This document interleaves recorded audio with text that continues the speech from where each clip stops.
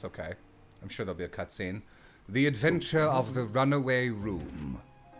Glancing over my records of the late last Hold century, a train, you I am dumbass. faced by the events of a certain bitter winter. A murder in a carriage as it sped through dense London fog in the dead of night. Though the victim and the perpetrator were the only ones inside, there were multiple witnesses to the crime itself. However, none could have imagined at the time that such a seemingly obvious case as this Civ, you might have a bias. would end in such a Case horrendous closed. manner. Everyone in Of chat course it says this did. is a really good case. Mr. Herlock Sholmes once said of the incident, I believe that perhaps that case was indeed the prelude. The beginning of a long concerto that impressive Japanese student and I were to play together. It's interesting these cutscenes have the typical illustration of Sherlock Holmes. And then anime. Anime. Oh, I love that. I hope he keeps wearing that. Amazing. Is this really just a railway station? Railway station or not, I've never seen such an enormous building before. And look at all the steam locomotives. This country is incredible. Her little satchel.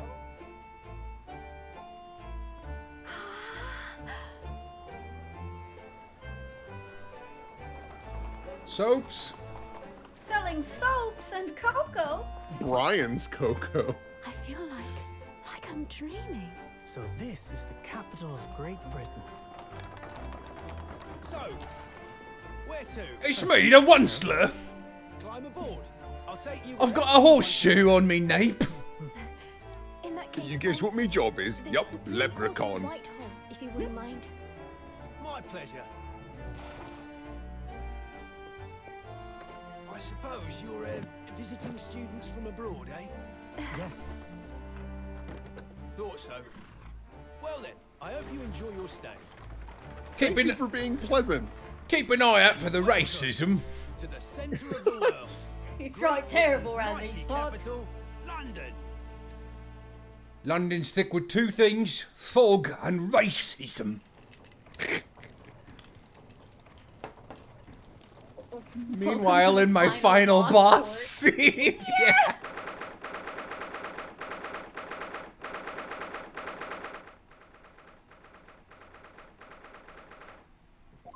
Lord Chief Justice. What an incredible place! It's so imposing, it's almost suffocating. This place is breathtaking. It looks like a fortress. There are some stone buildings like this in Japan now, of course. But they've only been built in a few short decades since we opened our borders to the outside world. Drop a beat, Susato. Thank you, I'm trying. An authentic example like this has quite a different impact, wouldn't you agree? I think you could probably put yourself up even more, Civ, because Susato's so... Alrighty, I'll she's do so- this. I'll scoot. A far cry from the wood and paper most of our buildings are constructed from. It's certainly unfamiliar. But I think there's more to the differences than just construction materials. Oh, I'm sorry. Is the court inside of Big Ben? I'm sorry. Holy shit. What is this place again? This is the Lord Chief Justice's office, Naruhodo-san, in the Supreme Court of Great Britain. The Lord Chief Justice. We had instructions to report here at this time if circumstances were different. The, one of my favorite extra credit histories you guys, I recommend looking up on YouTube is, kind of the invention of the modernized police in England, because there weren't any, like, boots on the ground justice people for a long time. And before then, essentially it's the story of the guy who was, people would wander around and they'd just, like, catch people on their own, and they were called thief takers. And the person in charge of them was called the Thief Taker General. General? Yeah, yeah. And he was straight up the actual, like, literal king of the underworld and the justice system, and was an absolute motherfucker. Absolute fucker. I believe he's who Moriarty is based on. Oh, okay. We were supposed to let the Lord Chief Justice know that we had arrived from Japan. But Kazuma can't. No. So instead, we are here in a different capacity, as envoys to report the news of Kazuma-sama's death. Oi. And having delivered his or her message, an envoy's duty is done. So, we'd have to return to Japan. If we want to remain here in Great Britain... I have to take Kazuma's place as the law student selected for the study tour. Yes, which means you need the requisite qualifications as a lawyer. Which is what I've been studying for. I like that this game has... Oi, nutter! Oi, nutter. I like that this game has an ongoing plot independent of the cases. That's kind of interesting. Mm-hmm. You think a game would have done that by now, but I don't think they have, actually. Here in Great Britain, it is the Lord Chief Justice who appoints lawyers. I guess Spirit of Justice kind of does. So, that's the second reason why we're here. To have you officially recognized as a lawyer. It's the only way that we'll be able to remain here in London. I hope I'm up to scratch. Good morning. Sorry for keeping you. Hey, Will. Yes. I trust you aren't too exhausted after your long voyage from Japan. It seems I'm 1 hour, 12 minutes, and 47 seconds late. My apologies. Oh, no, don't mention it. We're never happier than when we're standing around with nothing much to do. How fortunate. So, introductions. I'm Mail Strongheart, Lord Chief Justice of the British Empire. This guy gives me, like, huge fucking Gongora Galcian from Skies of Arcadia energy. This is just pointier Pride Lionheart. Oh, you're right, it is. And I feel like a little mouse under an elephant's foot. Come on, Mr. Naruhodo, don't be a mouse. Oh, It's an honor to meet you with a U, Chief... I can't get over the Britishisms. Lord Chief Justice Strongheart. I'm Ryunosuke Naruhodo from the Empire of Japan. Well, Mr. Naruhodo. Welcome to London, the capital of our glorious British Empire. Sorry, I'm turning you up a little, Will. Alright. I can also turn myself up a smidge. Okay. Gotta find them balances. They're always a little different. If only we never hung out outside of these weekly streams. Yeah. Yes. Thank you. Get out. Okay. So, what are your impressions of our capital so far? How do you like London? Oh, well, help! I've been so nervous ever since I got here that I can't remember a single thing about the city. It's simply splendid, isn't it, Mr. Naruhodo? Oh. We had a wonderful view of some London streets from the carriage on the way here from the station. Everything is so impressive and grand. I must say, I am almost at a loss for words. I'm glad to hear you like it. The city boasts tramways, piped water, and gas, even cables supplying electricity. We spearhead every revolutionary new technology in the world. Every visitor to London is astounded. Yeah, you really are the main bad guy from Skies of Arcadia. Oh, yes. Astounded is the word. Someone... Yes, no cholera in here. Oh, boy. Yeah, what's the... Is it cholera? Fuck. It's another... There's another good extra credits. They've got a whole chain of epidemiology studies on, like, how we beat certain diseases, and they're all fascinating and retrospectively terrifying. Thanks for saving me there, Susato-san. Yeah, it's cholera, thank you. And everyone seems so jolly and full of vigor. Yes. There's much excitement about the upcoming great exhibition we will be hosting here in London. Oh shit! That's a real. Fair? That's a real thing. Yeah. Great exhibition. I love the World Fair. Cultural and technological achievements from around the globe are to be exhibited here in our great city. Sim, I so clearly just pictured you with that I love the World Fair, dressed as like 1920s boy in suspenders, a sailor's cap with a big rainbow lollipop. Lollipop! Oi, Mummy, will you take me to the World's Fair? It will be the greatest spectacle of its kind in history, and will make Paris's World Fair look like a toy shop. Gosh, I can hardly imagine how magnificent it's going to be. Great Britain's capital city is nothing but magnificent. London is the center of the modern world. Even if you do say so yourself. Ooh. The sun will never set on our great empire. The sun rises on ours. Yes. Perhaps it is fate that in these progressive times, we welcome visitors from the land of the rising sun, as you said earlier. I am very progressive. Anyways. How do you like my... We are at the forefront of all technologies. How do you like my new white cosplay contact lenses? Lord Chief Justice, I think you were expecting a student of law for this study tour, weren't you? Absolutely. A Mr. Kazuma Asagi, if my memory serves. That's right.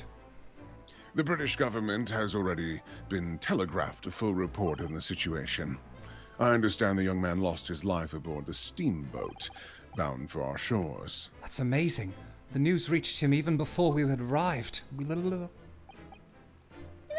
My country naturally extends its deepest condolences to yours. Oh, thank you.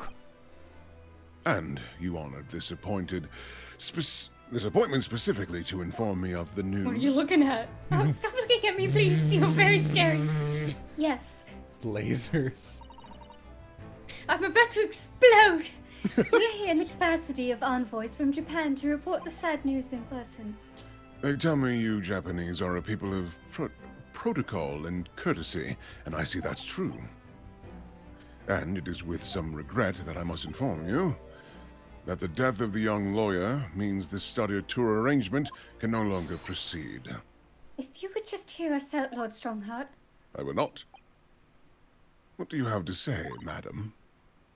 It's about the study tour. Mr. Naruhodo here would like to make a proposal. Kiss me! Would he now? Well, Mr. Naruhodo. This is it then? The moment of truth. I like this guy's design a lot. He's got the look. I'm really glad that this game has the same design and music sensibilities as the Layton game, since those were so good. And it's like, oh, maybe the writing will be good this time.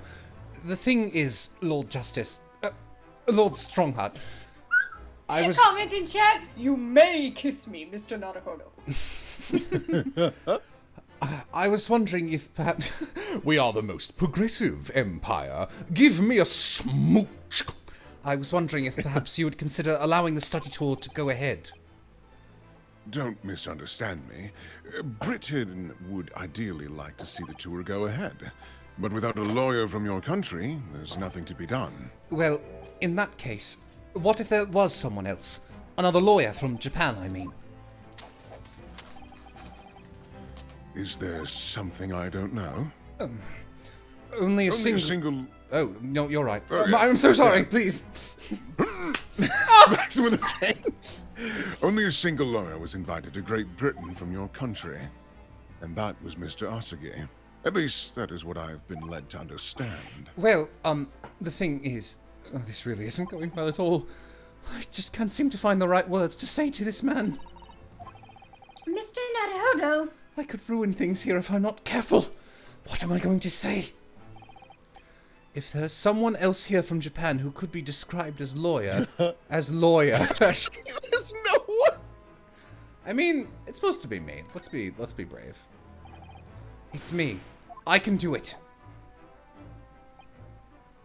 Is that so? It's Miss Susano. She's a legal assistant by her own descriptor. I mean, I don't actually have any qualifications as such, but... No qualifications, you say? And yet you still claim to be a lawyer. I have acted as a lawyer in court before. Only once, as it happens. And I asked Kazuma to help me, and I was the accused, but glossing over the details... I've been spending every spare moment on the journey from here to Great Britain studying. I've learned all about British law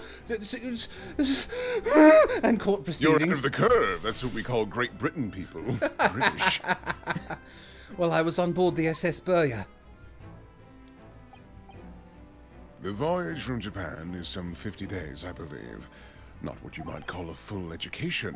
To become a qualified lawyer in Great Britain, not only do you need a university degree in law, you must also complete several years of training. I realize it's far too short a period of time, but I can't go back to Japan. Kazuma, Mr. Osagi's journey had only just begun. Coming here on this study tour was all he thought about. I have to carry on and do everything he planned to do. I know it must sound like I have an overly inflated opinion of myself, but I would do anything to prove that I have what it takes. Any test that you care to set to me. Just one chance. That's all I'm asking for. Please. 31 seconds. Sorry?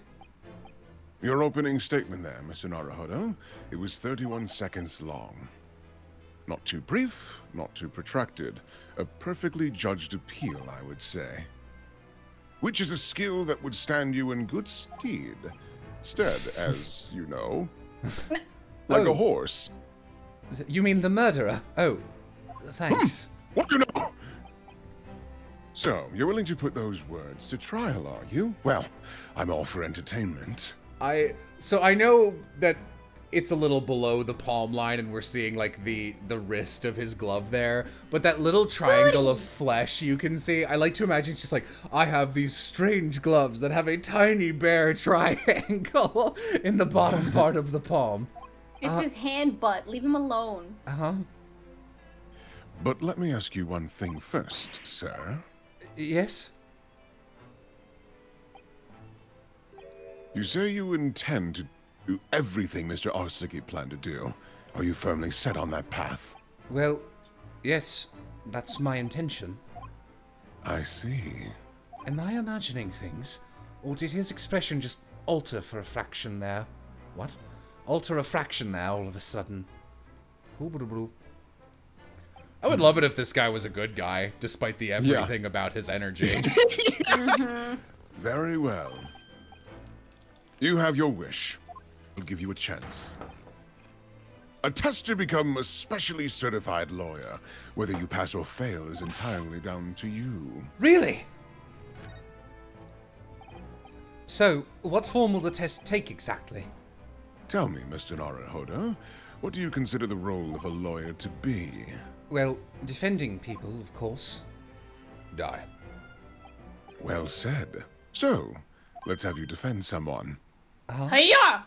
I have recently been accused of a murder, and I'm such a nice man, but you see the everything about me. It's going to be an uphill battle. Your timing is perfect, in fact. There's an apt trial about to begin later today. No advocate has been appointed for the defense as yet, so this will be welcome news. Today? Straight away? If you manage to secure a verdict of not guilty, you'll have passed my test. What could be simpler? Oh, how do I get myself into these situations? Well, could I ask, what sort of trial is it, Lord Strongheart? Yes, good question. Dude looks like remember. Someone in chat, dude looks like a steel type gym leader. He absolutely does. It's a murder trial. A murder? An extremely simple case, I understand. You really can't lose. That's easy to say. But I should mention, just in case, if the defendant is found guilty, he will of course be sentenced to capital punishment. Capital punishment? He'll be put to death! Here in Great Britain, murderers are sent to the gallows without exception. Presumably you read that much in your short sea-based introduction to British law. We can't possibly agree to such a test. We would be toying the man's life. I am the Lord Chief Justice, and I've decided it's acceptable. But you can't do that. Can you? Oh no! He can! No, I can't. There's no need to overcomplicate this. All you have to do is ensure that you don't lose. You know what would be really funny design element is like he's got these like this star of wrinkles around his nose and eyes. If like randomly he just had one wrinkle that ticked into the like a second hand into the different position. So the defendant may live or die depending on how well I perform in court. If I lose, he'll be hanged. Oh no, we shoot them here. Mr. Naruhodo, you've come to me claiming to be a lawyer. If you want me to take you seriously, you need to prove you're willing to do a lawyer's job. And you say you intend to see through the will of your compatriot, Mr. Asagi. I would like to understand just how far you're willing to go in order to make that happen. He's testing my resolve. What's the matter? You've fallen silent. I'm sorry, but time is pressing. The trial begins shortly. I need an answer from you now. What's it to be? What do I say? Do I agree to this absurd test? I'll do it. All right then. If I have to... I can't do it! I just can't! I can't get the words out! 15 seconds. Your decision-making needs work if you want to be a lawyer. That was too slow. Hey, Gant. Yeah, same energy. So, it's as I suspected, is it? Sorry? You have noble intentions, but lack the resolve to see them through. The test is cancelled. Thank you for stopping by. Go and acquire your ticket for passage back to the east tomorrow. This conversation is over. Yes, Lord Strongheart. Thank you for offering me a chance. Mr. Naruhodo. I'm sorry, Miss Susato, but what could I do? It's all right. I understand. You do? It's not an easy decision to choose whether to defend a man in these circumstances, but resolve has absolutely nothing to do with it. What are you trying to say, madam? I think what Miss Susato means is that no matter how badly I'd like to be recognized as a lawyer and stay here in Great Britain, to risk another man's life by treating his one and only chance at a trial so trivially would be utterly unforgivable. And I feel exactly the same way. Oh, sorry. For some reason, I thought that was you. Fair. I just can't get Ryunosuke's name to like glue in my head. Everyone else, it's fine, but just his. I'm sure the defendant won't see this trial as a test, as some kind of experiment. A lawyer may fight for his clients in court day after day. Anyway, check out my bracelet. Oh, that's lovely. These are the scales of justice. They're a symbol of the defense, aren't they? Yes, that's right. The scales are a symbol of fairness to show that all of it... Oh, sorry. They're a warning to those who enter the courtroom without an impartial mind. I was going to like click off to see chat, and sometimes when I do that, it advances the dialogue, and I'm not sure why. But if they're the mark of the defense, it would be more auspicious if they were weighing more heavily on the not guilty side, I would think. Very impartial, I'm sure. Sorry, am I supposed to be looking at something here? It's inner side. The name. Oh. The lawyer's name is embroidered on the inside here. Look. Kasuma Kasuma. I still can't quite read. I'm illiterate. This was his band, of course. He had his heart set on this study tour in Great Britain. I'm sure he would have found the truth he longed for here. But he lost his life before he even had the chance to see the place. I have such a strong sense of his hopes and dreams when I look at this armband, though.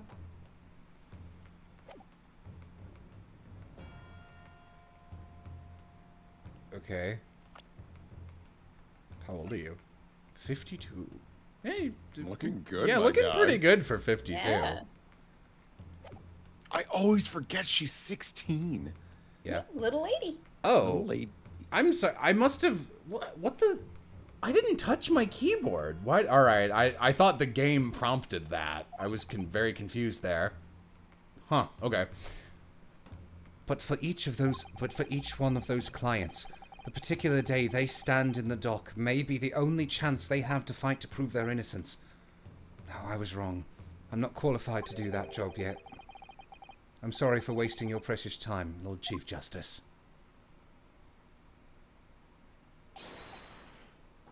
Wait, Mr. Naruhodo. Oh, was there something else? It's approximately 20 minutes by carriage to the Old Bailey from here. If you leave immediately, you should still be there in time. But I just said that... I was quite serious in what I told you. The defendant in this case has literally no one to advocate for him. What? At this point, we can't hope to find someone to represent him. The trial will begin without a defense. And if that happens, there's only one possible outcome. We will receive the most severe sentence the judge can pass down. But that's awful! But that is the truth. Why does it have to be like this? Please don't expect an answer to every question. The cold, hard truth of the matter is that there is only one person now with a chance to save this man from a very miserable end. And that is you. I'm really his only hope. So, what do you say now, madam? Me? What do you mean, Lord Strongheart? You said it wasn't an easy decision to choose whether to defend a man in these circumstances, and I agree. But in my estimation, it is purely and simply a matter of resolve. Oh. Our time is up here. I have a meeting to attend. I must leave in 2 minutes. So, venture into our great city and enjoy yourselves. I guess we gotta go. He's gone. The birds picked him up and carried him away. It was incredible. Ah, they're caught in the gears. Oh, I really thought he might be back as a cyborg. Jesus Christ. The Old Bailey. If we're going to do this, Mr. Naruhodo, we must leave at once. Move, move, move! I wasn't sure if I could click it. Yeah, that's fair. It didn't look like it. It looked like it not an option. Oh, what's all this then? Oh, what's all this then? Oh, what's all this then? Oh, thank goodness we're in time. There's still 15 minutes until the trial begins. I hope one of you is real good at Irish accents. Civ and I look at each other. I never knew a horse-drawn carriage could go so fast. I thought my teeth were going to rattle loose. Did you hear what I said to the driver when we climbed aboard? He said, "Fuck you!" Get us to our destination in 5 minutes, driver, and there's a guinea in it for you. It's one of my favorite lines from Sherlock Holmes' stories. It's worked quite perfectly. She's very cute. I'm not sure why you're so pleased. I thought we were going to die, and we had to pay gold for the privilege. Well, at least we arrived here before the trial started. Yes, I suppose there's that. Anyway, I don't understand it. The court clerk said the defendant should be here, but there's no sign of him at all. It's one of us. Please help. Yeah, it's one of us. One of us tells the truth. Is he one hiding of us under the tells lies. couch? Oh my god. So this is the Old Bailey. Even this room for defendants to wait in is grand. Are you all right, Mr. Naruhodo? I'm feeling tense, that's all. This place gives me the same sense of foreboding that I remember from the Supreme Court in Japan. An oppressive air, almost as if the building itself is going to crush whoever's about to be sentenced. It feels like only yesterday that I was the one about to be crushed.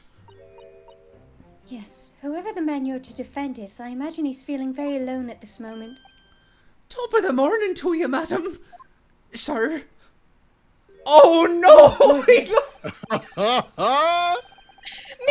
Charms! Alright, there's got to be something on top of this for Irish. Do you like the giant salt shaker I wear on my head? Willy Wonka. I guess it's just this until further notice. What are you doing following me here? Things are a fair bit desperate, are they? Oh, sorry. They dropped the H. Yay! Things. Would you look at those expressionless faces? From the East, are yous? We're from Japan, yes. Oh, Japan, is it? Right, say no more. So? The rings! How much do yous need? No, we're just here because... Oh, what? The vibes, I would never give this man Irish as his accent by the vibes I'm getting right now, so it's two strange flavors to try and incorporate. No need to explain, fella. I've been there myself, so I have. No place to go, nothing to eat, barely a penny to your name, and all while in a strange, faraway land. Well, actually, we haven't found a place to stay yet, no. 'Tis grand, 'tis grand. Let me start by giving yous 1,000 guineas. Say nothing now. 1,000 guineas? Please, Miss Susato, you don't have to shout. But 1,000 guineas is enough to build an entire mansion in the most prestigious area of Tokyo. Nani! 'Tis nothing to me at all. I like to ensure I have sufficient funds. He's literally a leprechaun. Oh, he fucking is, ain't he? To weather a rainy day, you see. I've enough wealth to buy the city of London 2 or 3 times over. Could that much rain even fall in one day? Well, even so, we couldn't possibly accept such a large sum of money. Oh, that hit me in the eye. Don't get me wrong, fella. I'm not giving it to you, no strings attached. Your firstborn child will be what I take. You seem real close with the missy there. When the two of you sire a boy, he's mine. Jesus. I'll be wanting you to do something for me. Oh, to be honest, 'tis a little embarrassing. The trial that's about to begin, you see, is for me good self here. I'll be in the dock. So now, what I want you to do is come along with me and stand there beside me. Officially, you'd be my lawyer, but that's just a little detail now. Oh, well, the thing is, I don't worry about a thing. All you have to do is stand up there next to me, nothing more. Otherwise, you see, the trial is going to start without me having any kind of representation at all. So it was true. The Lord Chief Justice wasn't just making it all up. I'm terribly sorry to have to ask, but does that mean you're the defendant in this trial? Bluster and blazes! Do yous not know who I am? Me? One of London's biggest names? No, sorry. We've only just arrived in the city, you see. Doing the Irish accent is very easy. Switching between British and Irish is extremely hard, which we also had trouble with in the last game. Yep. Fucking Patty. Her name sure was Patty. I see. I suppose it isn't altogether impossible. Well, just next to Hyde Park there in the centre of London is another beautiful park. Sorry, a park? What? 'Tis called Magilded Park. Magilded, alright there. Magilded, tip salt shaker. Full of blossoming flowers in the spring and singing birds and whatnot. I donated it to the city, so I did. An entire park in central London? A city of smiles. That's my vision for London. There's nothing Magnus Magilded wouldn't do for the city and its queer old people. Oh my god, Magnus. What? I don't know if I pronounced queer right. Not sure what that was. That's amazing. I mean, really extraordinary. But now they've the gall to say I'm a good-for-nothing criminal. Me, Magnus Magilded. What is the matter with the London police, I ask you? All right, don't pass out. Mr. Naruhodo, perhaps now would be a good time to introduce ourselves while the gentleman catches his breath. Good idea. Mr. Magilded, the thing is, we're actually here in London to study British law. We're law students on a study tour from Japan, you see. So, if you don't have a lawyer for the trial yet, and you'd be happy to well, what was I after saying, you daft edget? I'd have given... excellent translation that they put the after in there. Love it. I'd given you 1,000 guineas to stand up there next to me, haven't I? Well, yes, but I wasn't really offering to just stand up there next to you. Oh, I think I see what's going on here. Sorry, I know what you're thinking. You're thinking with a hard T. That's how you say it. You're thinking. You're thinking. I hit it a little too hard. This Chancellor of Othello claims to have more money than the Queen. But if that's true, why the blazes can't he hire the finest lawyer in all of England? Because he did it. That's the only explanation. Well. Not at all. Although it is a little strange, to be honest. Why you don't have a lawyer, I mean. That would be the fault of the Reaper. Sorry. Did he just say the Reaper? Aye, the Grim Reaper of the Bailey, Lord Barack Van Zykes. He's a prosecutor. Yeah? The prosecutor's the Grim Reaper? Sib fanning himself. When Van Zyke stands for the prosecution, they call the accused his sacrificial lambs. Zeeks? Really? Zeeks, yeah, because with German, the second letter is the one you pronounce. Okay. Yeah. He is not getting a German accent, I'm telling you that right now. That's fine, that's fine. Boo. And I can't do German. And to this day, every single trial in which he's been the prosecutor, the accused has been damned. What? So, it's reached the desperate situation where there's no one willing to stand in defence against the fella at all. You could say he's a living legend of the Old Bailey. Goodness. Lord Barack Van Zykes. He must be an exceptionally I thought it was Zeeks. Zeke, fuck! Ah, you're right. Zeeks. He must be really good at his job.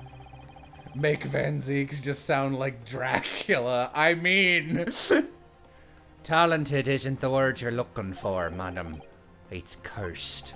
Cursed? What on earth? The defendant is summoned, and his counsel. Please make your way into the courtroom. The trial is about to begin. His counsel? That would be me. Oi. Oh, 'tis time. Well then, fella, don't let me down. But... Hang on. Joke as you can't. Dude. Yeah. Chat says that the voice is Estinian. Oh. I don't know what that is. Stinky man from Final Fantasy. But I don't know anything about the case. You haven't told me what happened. Oh, missed that shit right there, I did. Until you showed your face here. I'd made up my mind, so I had. Sorry. I decided I'd have to defend myself in there. How would that have worked? But then you made an appearance. A student of law, wouldn't you know? 'Tis no accident, I can assure you of that. 'Tis fate. So don't get cold feet now. Please. I left. I literally know nothing about the case, or this man who stands accused. In fact, the only thing I do know is that I can't just turn my back on him.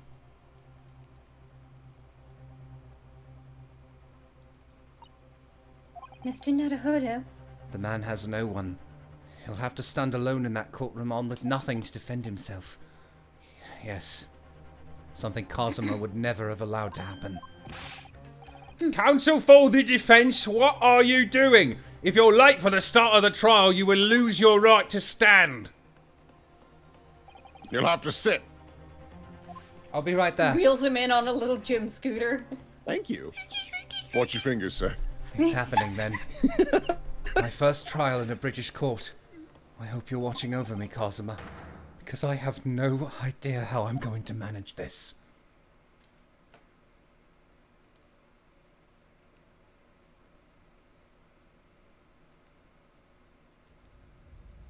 Oh my god, that's so extra. Love it. Oh no. Look, two Arams right next to each other. You're right. So this is the highest court in Great Britain, the Old Bailey. The centuries of history in this place is palpable, isn't it? It's so different from the Supreme Court in Japan. It feels both imposing and serene at the same time. The atmosphere almost makes words redundant. Sorry, my two little chairs I switched between got caught in each other. Whatever the country, determining a person's guilt or innocence is always a solemn affair. May I say something, Mr. Naruhodo? Oh, yes, what? You've got mustard on your shirt. Your eyes look ready to pop out of your head again. I know, but I just can't help it.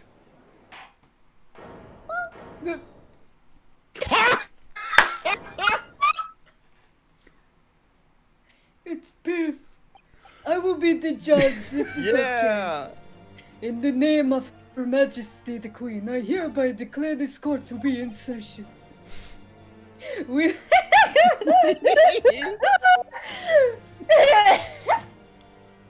are here today to determine the guilt or innocence of Mr. Magnus McGilded. You're giving him like a vampire accent. I'm just doing a Biff voice. I now call upon the counsels for the prosecution and defense to declare their willingness to proceed. The prosecution is fully prepared. That must be the Reaper of the Bailey. He really does look fully prepared to dispatch his next poor victim to the underworld. Counsel for the defense, you appear to be Eastern. Do you speak English? Oh, yes, of course. Something. Maybe I don't. I should probably make this guy British, but I don't know how to do British with this voice.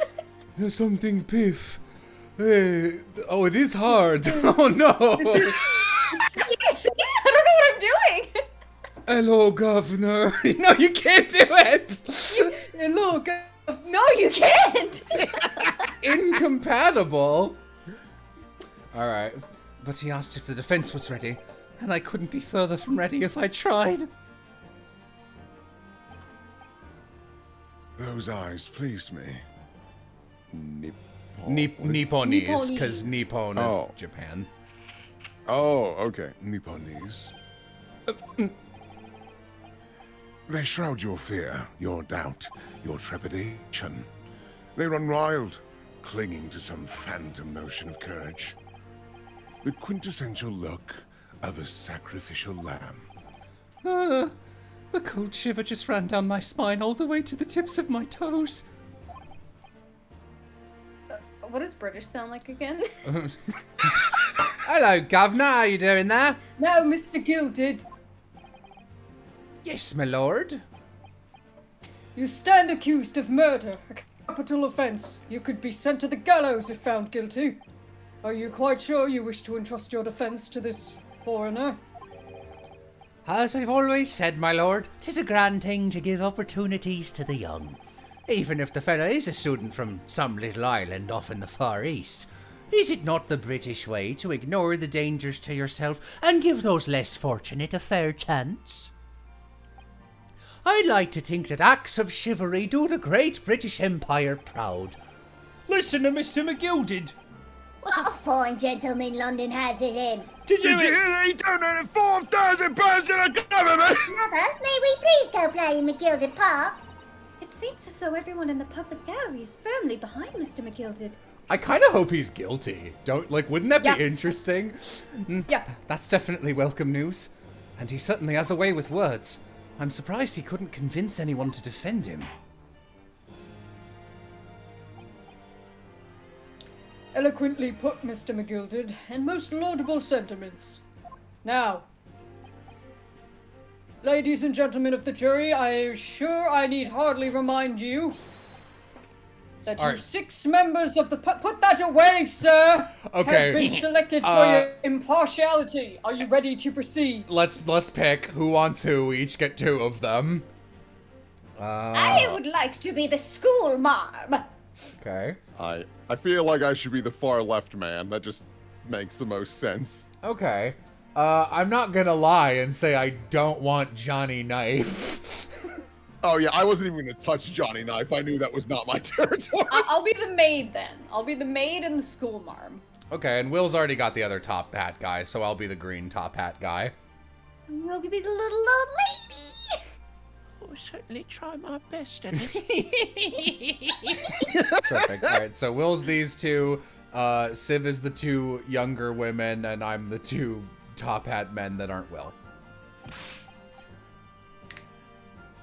Yes, my lord. If the task is to send rotters to the gallows where they belong, I'm more than ready. At the manor, his lordship always says we should dispose of rubbish promptly. Naturally, I agree, Natch. Any criminals here will soon be wishing they never set eyes on me.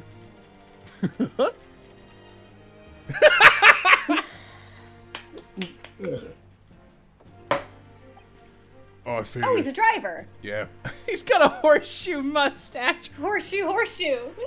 I feel it chill. Oh, don't mind me, my dears. I'll just be getting on with my knitting. Must finish these mitts for my grandson. Oh. Mr. Naruhodo, those people are... The jury, yes. That's something we don't have in Japan yet. That's right. I've only ever read about it.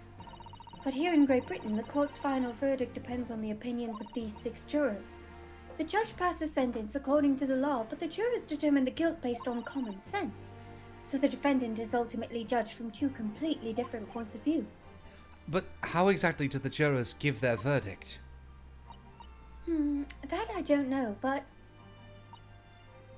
I'm sure it will become clear as the trial progresses. Yes. Prosecutor Van Zeeks? Correct. Yes. My lord. It's been a number of years since we've seen you here in the courtroom. I thought you'd renounced your fame. I'm known as the Reaper of the Bailey, my lord. Infamy rather than fame, I would say. I'm evil. Well, you see, someone left a rock on my coffin, and I couldn't get the damn thing off. But yes, 5 years have passed since I last spread my wings in this capacity. So what brings you back? Is there some change of circumstance of which the court should be aware? So, Will, have you seen this man's animations? No. Oh, wonderful. They are all the way extra. I leave that to your imagination, my lord. So the Reaper has been out of action for 5 years. Why did he have to choose today of all days to make a comeback? Don't lose heart, Mr. Naruhodo.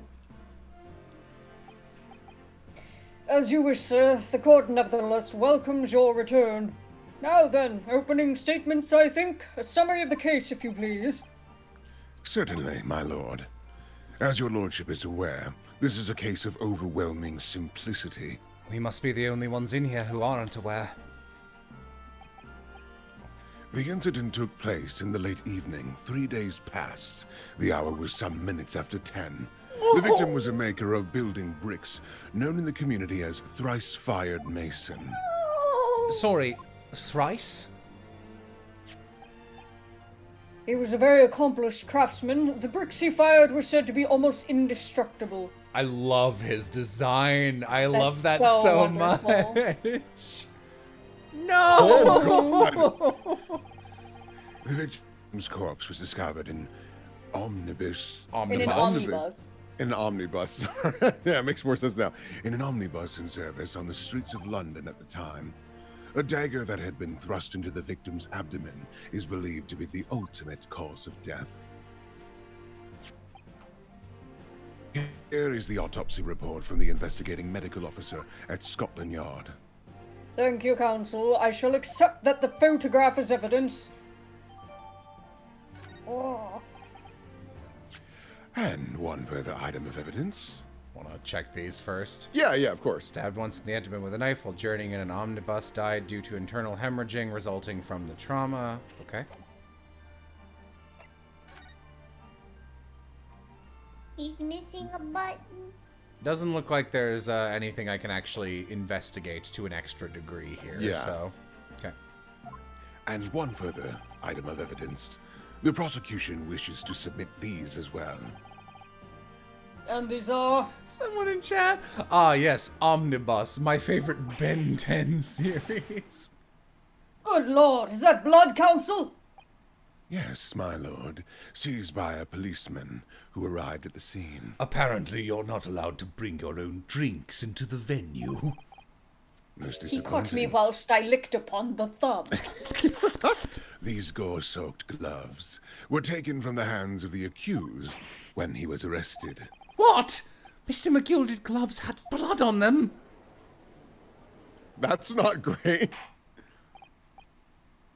Yes, I will accept these as evidence as well. The bloodies, my lord. Uh-oh. The white hand. This is definitely blood, isn't it? Not the most pleasant sight to be confronted with on our first day in London. Oh, you know what? It's fine. He's probably just got the consumption like Hosonaga. Oh, that's not fine. By the way, he's Yeah, right-handed, isn't he? Yes, I believe so. He was toying with a coin in his right hand a little earlier. Pity. If only he'd been left-handed. I think blood on either glove would be fairly incriminating, really. Yeah, it's fair. Maybe something on the inside of the gloves? You hiding anything in there? Doesn't look like It's it. not. Thought there might be like a name. Yeah, these are nice glove models. Oomph. Putting love in glove. Yeah, I don't think there's anything else. Okay. How did I get into this? I'm backed into a corner before I've even started. Continuing. According to the driver of the omnibus, there were only 2 passengers traveling inside his vehicle at the time. Only 2? Obviously, one of those passengers was the deceased brickmaster, maker, Mr. Maker. Mason. I'm working on it. The other Me. was the accused, Magnus McGilded. I love this guy already. Civ, I feel like if this game came out 15 years ago, you would like have a lot of fan art of this guy that you'd drawn and like a poster of him on your wall. Yeah. Yeah. Bling, bling, bling. Well, rather damning circumstances to say the least. Defendant, what say you? Well, of course I have no recollection of such a thing. Mr. McGilded! To be sure, I rode the omnibus that evening, but whenever I'm in a carriage, I'm taken with a fierce tiredness, and I always succumb to it. Yeah, sorry, I was reading chat. Are you claiming to be asleep? 'Tis the motion of the carriage, my lord. Littleton, so it is, much like my accent, and when I opened my eyes again, 'twas a desperate sight before me. The body of a man who I'd never laid eyes on before in my life. Now I asked yous, what good-hearted soul wouldn't rush to help a fella bleeding from his stomach? I wasn't about to start worrying about me gloves now, was I? I reached out to give the man a hand. So the blood got onto the gloves then after the man had been killed. That's reasonable, honestly. Yeah. Unfortunately, that statement of the driver's is only the beginning. What? That's not all of it. What? Is this to be my life? There were multiple witnesses to the precise moment at which the brickmaker was fatally stabbed. Oh dear. Where's she going? Order! When the killing took place, only the victim and the accused were inside the carriage, and there were witnesses to the crime. This is not just a case of compelling evidence. It's the nail in the coffin for the accused. Oh, yeah, shut up. I love this guy already. He's so good. He's so evil. When I put things together, it was the nail in the coffin for the accused. I'm sure you all have an idea of what happened. I can practically see the garlic bulbs appearing above your heads. Thank you, Counsel. The circumstances of the crime have been made quite clear. I think we will hear testimony from these witnesses first of all. Your wish is my command. Bailiff, bring the witnesses in at once. Okay. Oh. Oh, there's so many. No!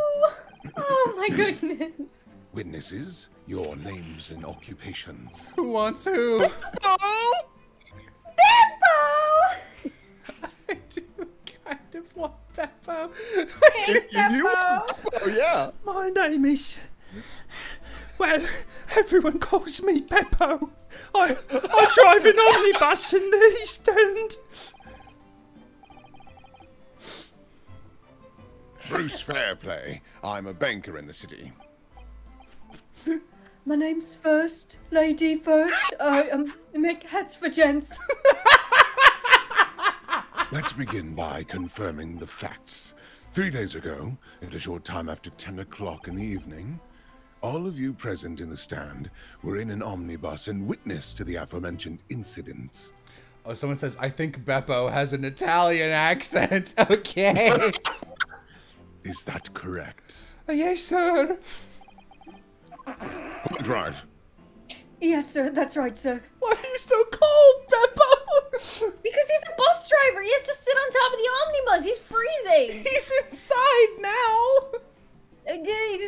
Listen, when you're a cold person, you're always cold. I'll tell you that. Very well, then. Let's proceed to your formal testimonies, please. Each of you will tell the court precisely what you saw.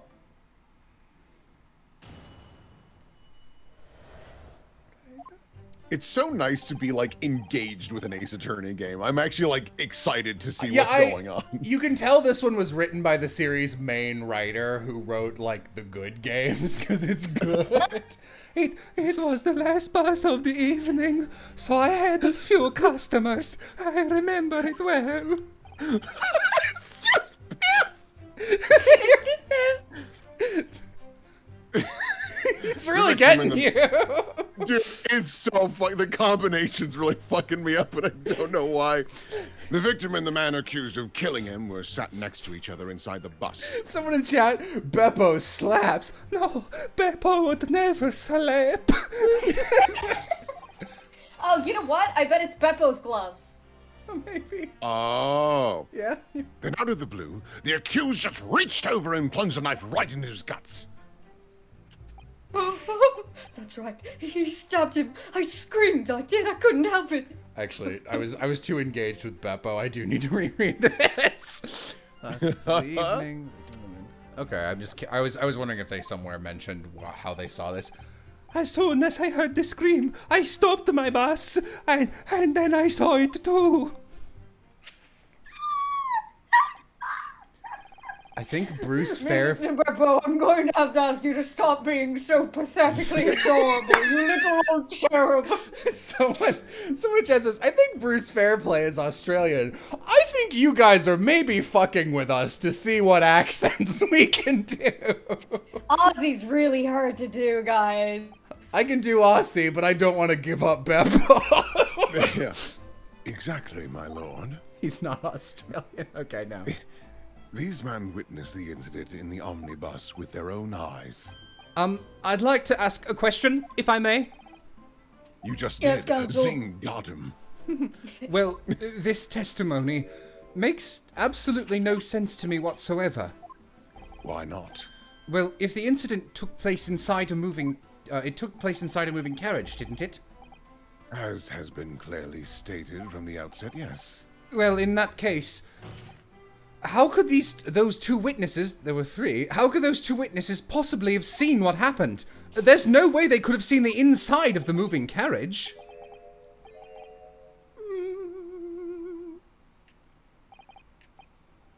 How quaint.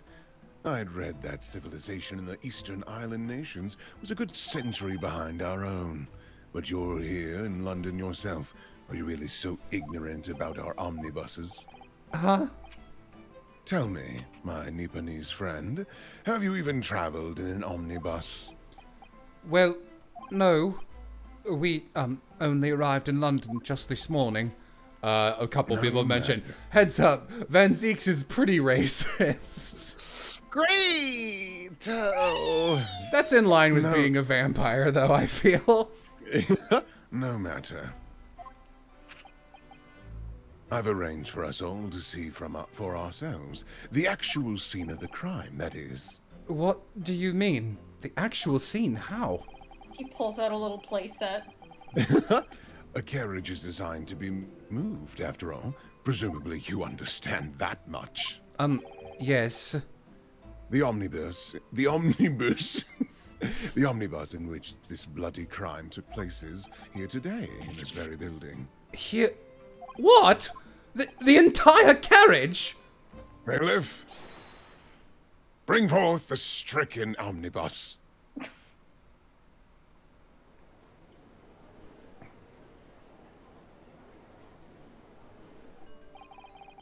So that's an omnibus. The omnibus. Can't believe they could bring something so enormous in here. Great Britain's courtrooms are amazing. As you can see, the omnibus is pulled by 2 horses and can carry up to 8 passengers. 4 passengers seated inside the enclosed cabin, and another 4 on rooftop deck above. Every Londoner knows that the best views of the city's architecture and sights are to be had on the roof. Well, you pretty much got it. And I should point out to our foreign guests that there is a skylight in the roof, allowing a view of the interior from the seats above. Really? Why would they do that in an area... That seems... Well, there's so many women wearing dresses, too. I don't like that. Oh. I was thinking more just from, like, even if it's from a sightseeing perspective, like, there's not a lot of buildings tall enough to enter that field of view, right? I wonder if that's historically accurate. No. A skylight. Oh! Fuck. Shit.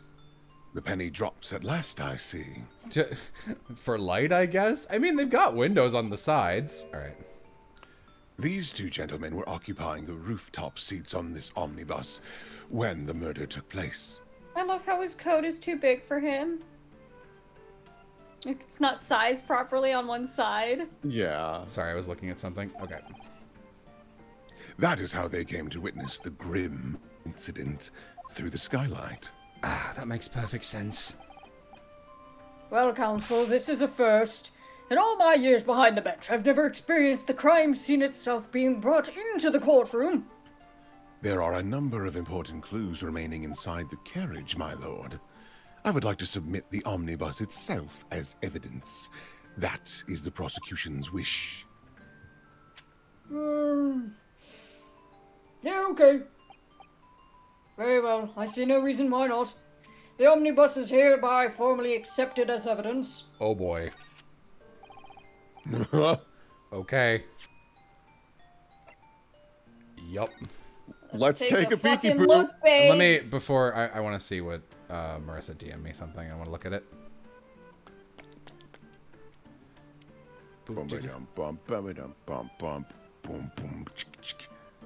Oh, Von Zeeks, why'd you have to be like a racist man and stuff? Yeah. Couldn't just be a good lad. Couldn't just be a creepy, scary, evil man. Okay.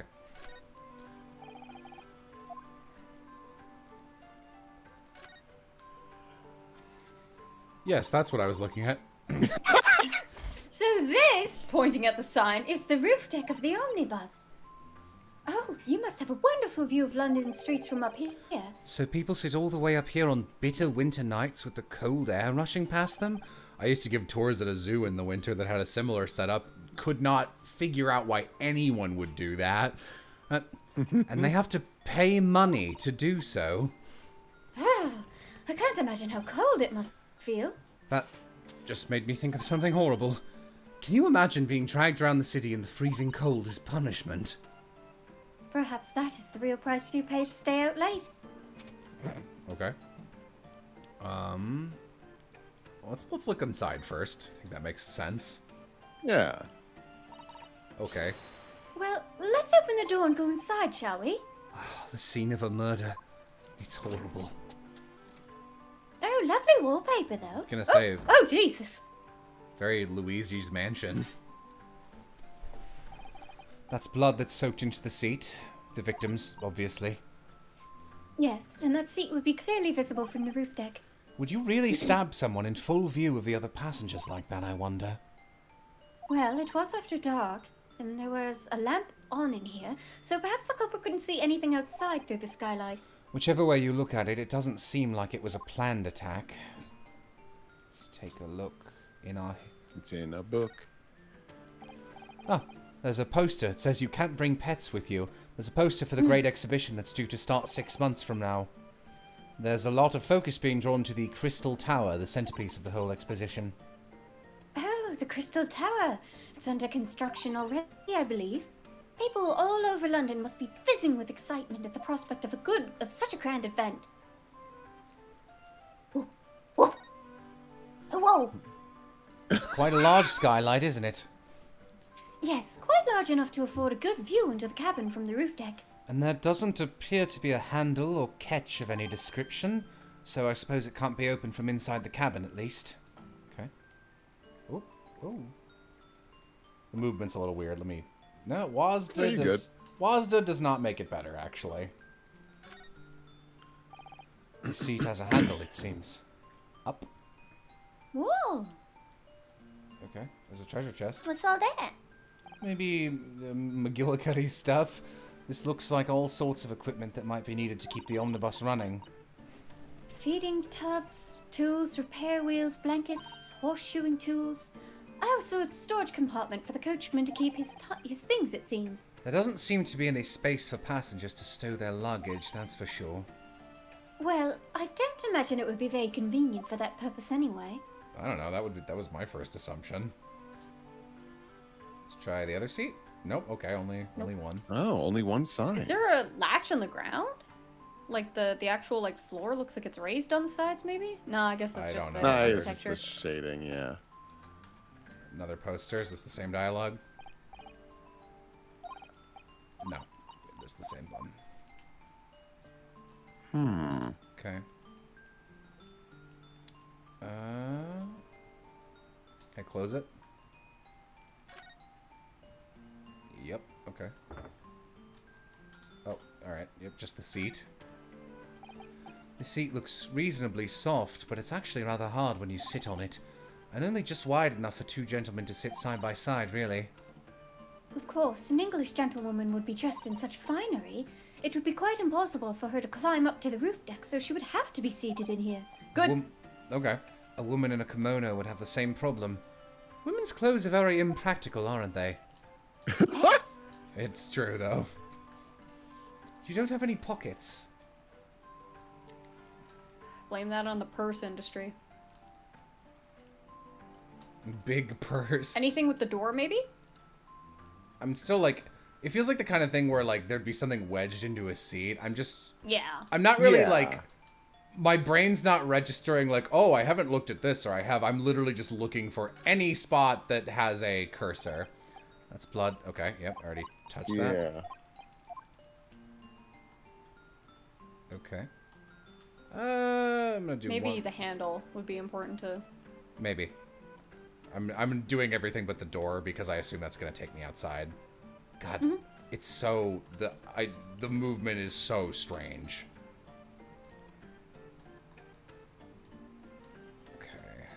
Okay.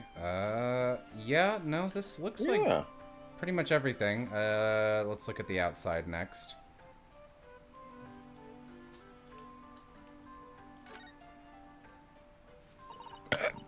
Okay, thanks, Susato. Burp. Can I look at the underside? Not really. Aww. Why? Can't find anything out of place. Oh, that's normal. Can you look under it at all, or is that it? No, it doesn't let me angle any further down. There's a ladder. Okay. People at chat were saying to examine this really thoroughly, or it'll fuck me, so... Maybe the lamps on the front aren't done right, like they're not even somehow? Maybe.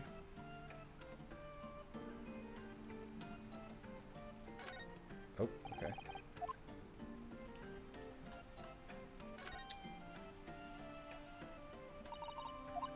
Can we not, like... Can I not just scoot up? Alright, whatever. What's that green notice there? Nothing. Oh, nothing. Nothing? Hmm. I don't really see anything of note. Doesn't mean there isn't something I missed, but... Okay. I don't know. I think you've looked over this thing pretty darn good. I'd be surprised if we missed something. So, is the seats? Is this separate from the usual message? Okay. No, this is the same one. Okay. Yeah, I'm gonna say we're good. Yeah.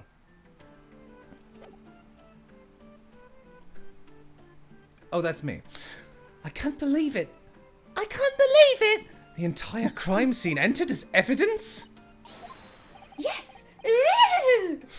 I could help myself a lot by giving that omnibus a thorough examination, seeing as it's here. Let us continue with proceedings then, your cross-examination, counsel.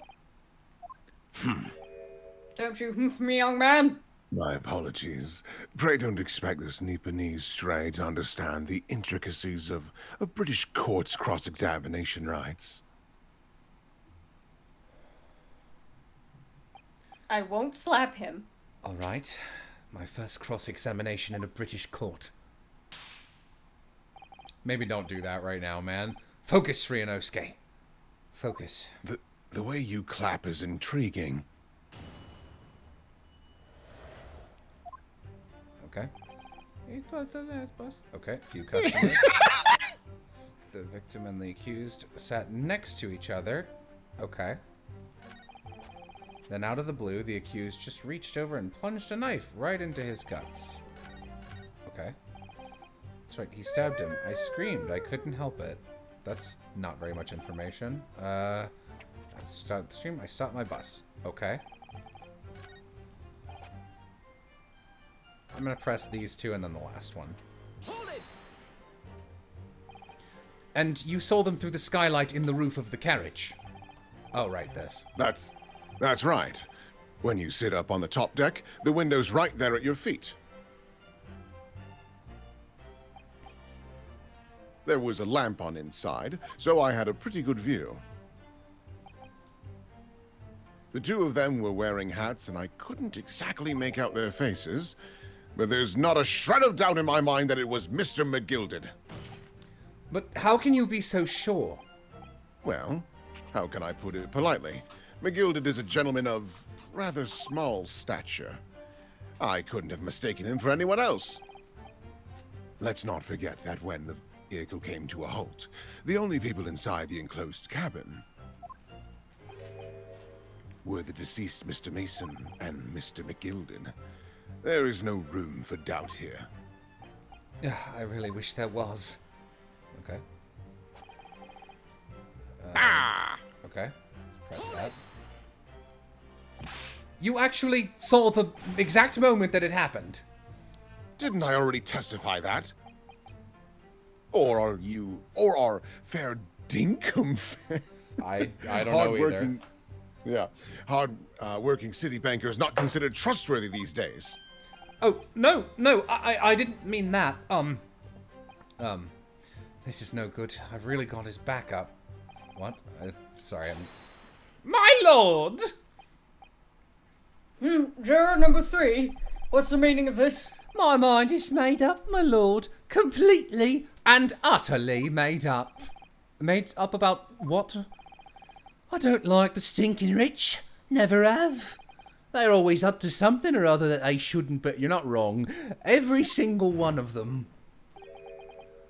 Oh, if we keep going, will they all just decide guilty if I keep pressing? And that little leprechaun of a man is no exception. Well, he can't fool me!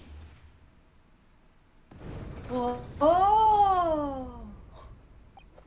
There's no point wasting time listening to any more of this. That's my opinion on the matter anyway. That is precisely what I was about to say. As the foreman of the jury, it's my duty to set a good example to my fellow jurors.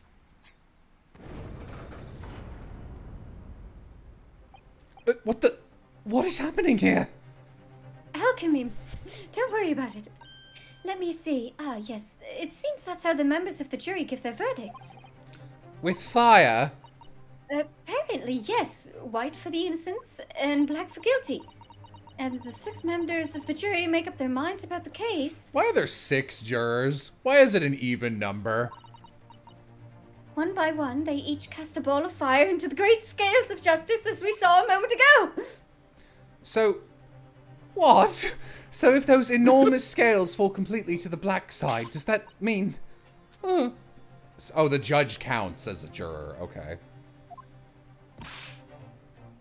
Let's do our very best to make sure that doesn't happen. Now I'm even more worried than I was before. Very well, the court acknowledges the change in the jury's stance. Real juries are 12 people. Really? Yeah. Why? Counsel for the defense, please continue with your cross-examination. I guess it's not really a vote. They go to convince each other and just settle on one or the other. This is a nightmare. Okay. Hold it. He stabbed him, you say. And you were sitting up on the roof deck, were you? Yes, that's right, sir. I was up on the roof seats. Beppo. Beppo. Beppo. I remember seeing the little gent sitting next to the fellow that was stabbed. I'd been thinking about a new hat design, you see, so I was just gazing absent-mindedly around, but then I happened to look down through the skylight. It was sticking right up from his belly, that huge great knife. A grim sight indeed. That didn't help me at all. The jury look like they're even more convinced by my client did it than they were before. That appears to have made everyone even more dubious that Mr. McGilded is telling the truth. If only we'd had some evidence to counter their suspicions. Mr. First. Oh, yes, sir. Is this the knife you saw? Oh, good grief. Yes, that's it. That's the very one, sir. Is that... Yes, counsel. This is the blade that was driven into the victim's belly like a stake through the heart. That is a blade of considerable size, counsel. It is. And furthermore, the scabbard is emblazoned prominently with a certain initial. The letter M, which seems oddly familiar. It's a W. Please, no. M for Magnus, perhaps, or McGilded, possibly. Take your pick.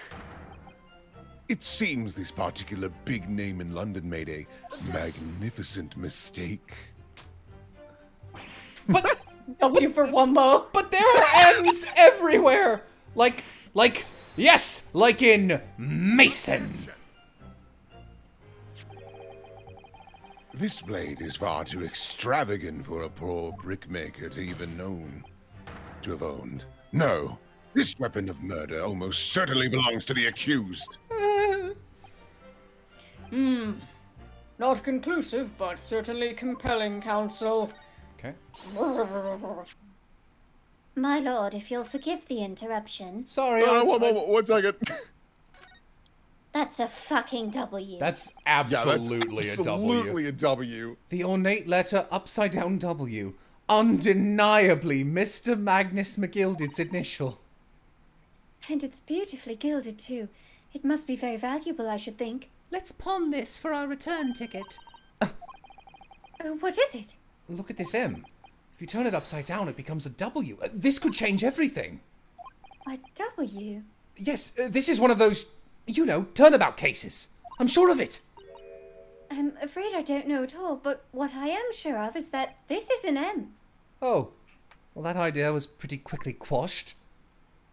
It's a Q. Oh. W for Wumbo. That part is the sheath, isn't it? Still thinking about Wumbo. Are you alright, Mr. Naruto? Oh, sorry, yes, I just don't really like blades. Oh, those don't seem like the words of a man with a large katana slung from his waist. That's not a blade. That's Kazuma's That's soul. Kazuma. That's Kazuma. That's not a blade, that's my boyfriend. Anyway, there's no sense in delaying it. Let's see what the blade looks like.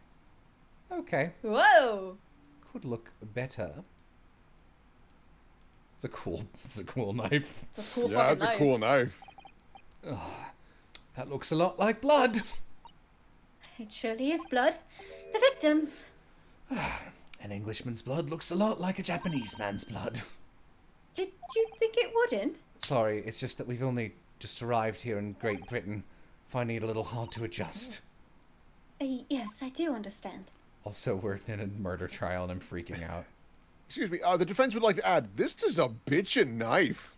The court agrees. This is a bitchin' knife. Bitchin' knife added to the... knife upgraded to bitchin' knife. And... This Nepalese guy's got it. I'm changing my vote. Tell you what, you hand me that knife and I vote innocent. Done.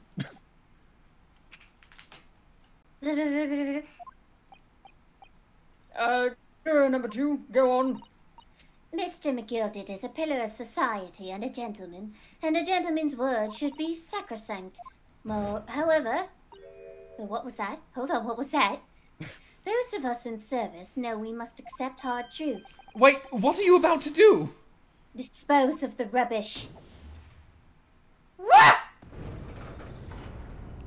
Oh, no. No. I don't wish to cause offense, but I do like to eradicate all traces of filth and grime.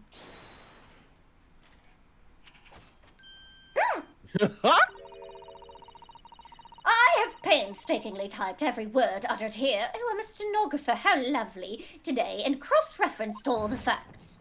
As such, what is that? Seriously, what the fuck? What are you talking about? It's a black banner rolling over their thing so you can tell where they stand. Oh, I didn't fucking see that. I just saw like something flicker behind. I wasn't paying attention. As such, I am now in a position to draw the only logical conclusion. Mr. Aramnaze's perfect wife. Indeed. Not again. Fuck that guy. That's 4 out of 6 jury members who've proposed a guilty verdict. There are only 2 left. We've had it. Every time I press these witnesses for more information, I just make the situation worse. Nevertheless, what we need more than anything at the moment is more information. We're still very much in the dark. I suppose I'll just have to keep pressing the witnesses, knowing what more sparks may well fly. We mustn't give up hope that we'll uncover something that will give us a way to fight back. But... Alright, I'll keep trying. I can't give up. I imagine the juror who is also a cabbie is gonna not vote guilty because he is like aware of some part of the cart everyone else missed. I just need to keep calm and listen to the witnesses' statements again. Beppo. Oh, Beppo. Hold it! What exactly did you see? Oh, well, sir, that would be the passenger, sir. Yes, collapsed on the floor he was. On the floor? And by the passenger, obviously you are referring to the victim, Mr. Mason, the brickmaker. And right, he wasn't on the floor. The other passenger had that knife in his hand, like this. By the other passenger, obviously you are referring to the accused, Mr. Magnus McGilded. And then he plunged it down like this, stabbing the other passenger in the belly. What? Beppo, you lying? Order! Order! It is hard to believe that one of London's greatest philanthropists, but this is damning indeed. The law knows no philanthropists, my lord. Only the innocent and the guilty. Yes, calm down, Zeeks. Good deeds mean nothing when overshadowed by evil. The truth is everything. I couldn't agree more, sir. The truth. Alright, so when it happened, the only 2 people in the enclosed cabin were the victim and the defendant. And, so help me, 3 whole people witness the man I'm trying to defend do the deed. I don't like to be pessimistic, but we do seem to be in a rather difficult situation here. What am I supposed to do here? To think here? Is Mr. McGilded really innocent? Or could it be... Before we jump to conclusions, our first task should be to gather information. We need to understand the case much better than we do at the moment. Yeah, blah, blah, blah, blah, blah. We're just supposed to press everything. Alright. We didn't press Beppo on this statement yet. Yes, I think it was sometime after 10, wasn't it? Oh, yes, sir. Yes, that's right, sir. Yes. Ever so cold it was, sir. Freezing, in fact. And you had 4 passengers on board at the time, is that correct? Yes, that's right, sir. Not all travelling in the same parts of the bus, of course. No. And there were no other passengers where the incident took place? No one lighted, for example? You're quite right with that, sir. No other passengers like that, nope. So nobody fled the scene of the crime, then? Oof. I was reading chat and spitting. Not spitting, but spit was in my mouth and I needed to swallow it. I have to say, the boss insists on it running. It does. Every evening. The last bus of the day. Oh, but I do wonder sometimes if it's altogether worthwhile. Yes, sorry to say. What do you mean by that? Well, what with it being so cold and everything, only making 20 pence on the run, you see. I spend that much on the pub on the way home, just trying to warm up again. I just can't believe it, sir. Can't believe it. A murder! Beppo, you're an awfully stout fellow as well, Beppo. Do not accuse Beppo on my own bus. It's too... Beppo! You say that like it's a pun or an indication of a guilt. It's too awful to think about. I haven't been able to shake this cold ever since it happened. Since That's the cold grip of guilt. My lord, I also wish to speak. Yes, juror number 5. Do I take it that you two... Oh, I'm sorry, do we reject that previous voice? No, it's great, I loved it. As the master of the London Guild of Coachmen, the idea of a murder being committed in one of the city's carriages is utterly abhorrent to me. It wouldn't be right to make a decision before hearing all the facts, though, I said to myself. I love this comment in chat. I think he's a fucking liar. But I've heard enough now. The horse has bolted, as they say. No, please, just get up now, Silverblaze. The finish is in sight. Oh, you suck, dude. Beppo is a long-standing member of the guild, and I trust what the man says. Oh, thank you, sir. You're too kind, sir. Are you crying? This is too unkind, sir. Which now means that 5 jurors agree to condemn this man. I'm not paying attention. I'm not paying attention at all, I'm afraid. There's so much noise. Madam Juror number 6. Yes, dear? Oh, what can I do for you? You have heard the testimonies of the witnesses in the stand. Oh, yes, I certainly have. Still got my hearing, you know. Then, pray tell, why are you yet to pronounce your leaning? Well, dear, the thing is, I'm a creature of habit, me. I always go to the park at around this time of day and sit on a nice bench and get on with my knitting. There's a lovely little park just near where I live. McGilded Park, it's called. The gentleman donated it to the city, you know, to put a smile on Londoners' faces, he said. I can't imagine such a fine young gentleman would have it in him to take another man's life. He is always doing wonderful things for the city. That's right. No, you go for it.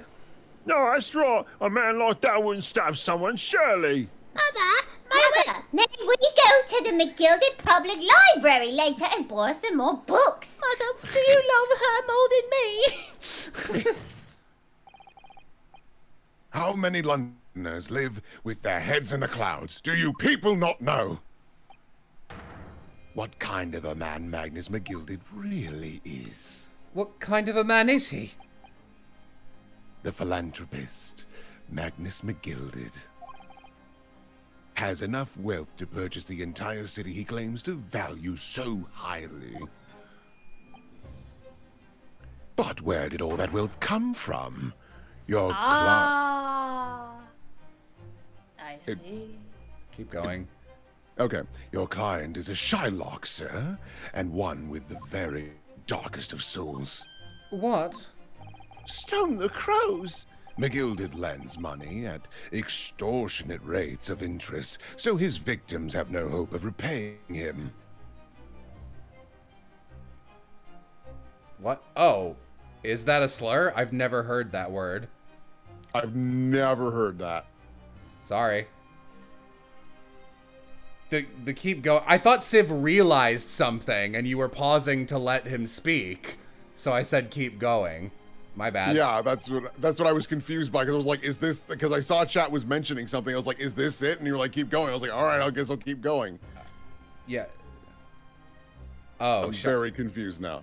Shylock is the money-lending antagonist in The Merchant of Venice. It isn't a slur. I mean, that archetype is, like, it's got history, but yeah. All right, we won't say it. Sorry. It is a slur for Irish. No, it isn't. I've never heard any mention of that before. I didn't know it was a slur. Your faculties have deserted you, I'm sure, madam. So, has this thought not crossed your mind? Would a man wealthy enough to buy London in its entirety not have a carriage of his own? No.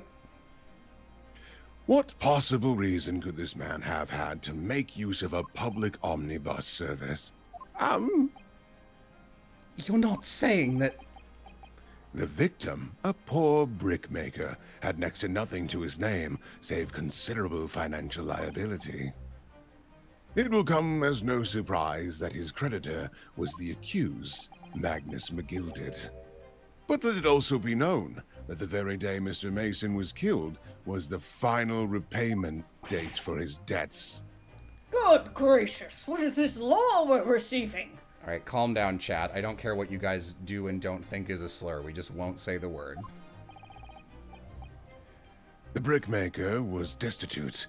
He had lost his house. He had not a shilling with which to repay his debts. And in the end, this pitiful soul had the very last thing he owned taken from him, his life.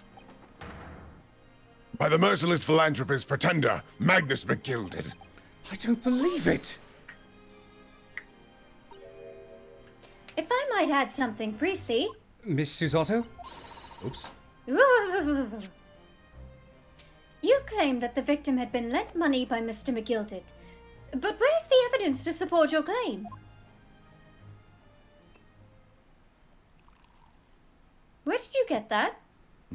Not important, dear. I think it quite is. You shouldn't be drinking on the job. Pray forgive the discourtesy of filling my hallowed chalice in a court of law. Thank you for... Don't spend Twitch items on us, please. Don't give us money in any way here. Aha! Ah, there it is! Lord Van Zeek's hallowed chalice! How can this be considered acceptable? But I find myself in unexpectedly good humor. I wonder why. I had heard ladies from the Far East could show great courage, but I didn't expect to experience it myself. As a judicial assistant to the defense, I am simply doing my job. What a pity that your display of courage is in vain. Or should I say, in vain. With an E. Yes. This is the debtor's ledger, which details all monies loaned by the accused. You will find the victim's name clearly recorded inside. Oh. Oh, it's not presented as evidence yet. Sorry, yeah. Allow me to present this ledger as evidence. Now you may take a peek. And pray forgive the discourtesy of raising my chalice in a toast to the enigmatic East at the same time. A marvelous toast, Council. I didn't catch the end of that. Yeah, it was just fluff.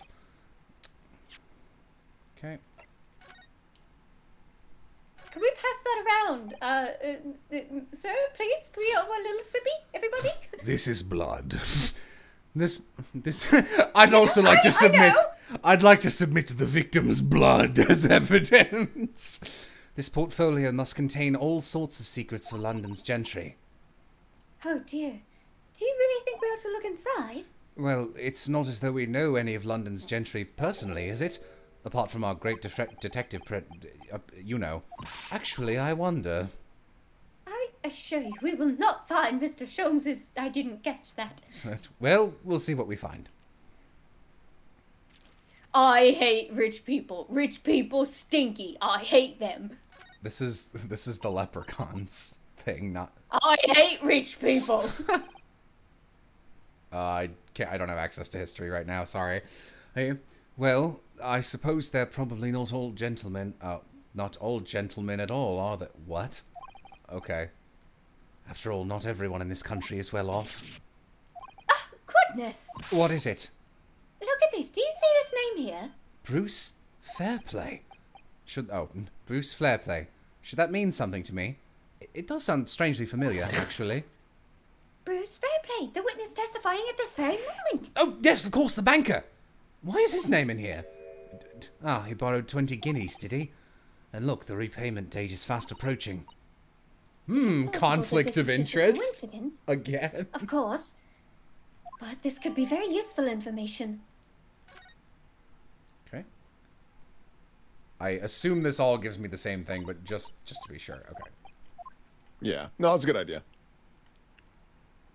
A little lock? I don't know why there'd be anything else in here, but yeah, No, it's a good idea. You never know. And the accused made quite certain he had ample recompense. Well, it would seem I've had the wool pulled over my eyes.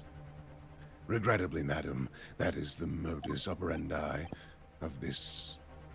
And it's such a pretty little park as well, you know. Still, maybe it's all for the best. Wait a minute. I don't stand for nonsense. Oh.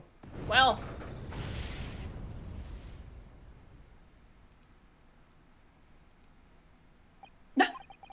That was it. The last juror's decision. I mean, if it makes you feel better, I think this would have been the outcome if you weren't here.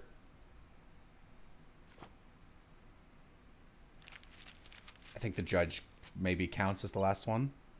According to this Encyclopedia of British Law... God damn it. Stop! Motherfucker! Alright. When all members of the jury have concluded that the defendant is guilty, court proceedings are suspended, and the presiding judge will deliver the final verdict and sentence. That's what it says here. The final verdict. It's over then. There's a footnote, though. A footnote? However, the defense... All 6 members of the jury are now in agreement in this case.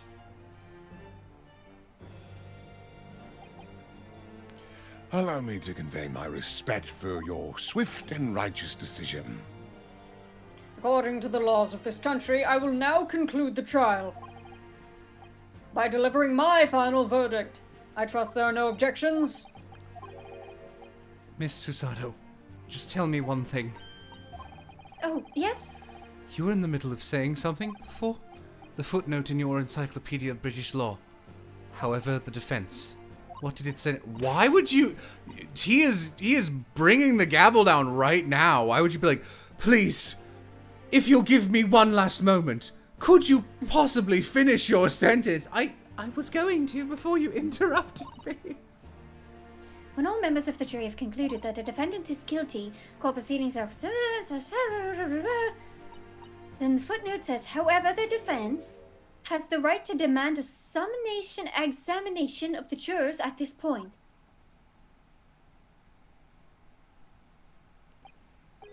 Summation examination? Objection. A summation examination. From which century has that tome you have there been resurrected? I genuinely have to ask, given my lifespan. Judging from the binding, I would say that book is at least 50 years old. Any modern text on British law wouldn't even give such an antiquated procedure a mention. It's a relic, long forgotten, and certainly no longer practiced. So you're out of luck. Oh. What even is it, Miss Cesotto? This so-called summation examination? Oh, one moment, I'll read about it. You would demand the right to a procedure before you even understand what it entails. Typical Nipponese. All right, Mr. Naruhodo, I think I understand. It seems that under this procedure, we would be able to appeal to the members of the jury. To do what, exactly? Appeal to them to change their leaning and reverse their decisions. And it says here that, if successful, the proceedings of the trial must be resumed. Make them reverse their decisions? Yes, in times gone by, barristers would use examination to attempt influence to get them to change their minds, kid. But that procedure became something of a formality with no practical benefit, really, so it rather fell out of use. Really? I wonder why. Because it was devoid of purpose. Changing just one member of the jury's mind would be hard enough, let alone several. No self-respecting defense barrister would even assert his right to try it in this day and age. Still, I don't see any mention of the procedure actually being formally revoked. What are you suggesting? I'm suggesting that although God it may be... So, you know what keeps happening?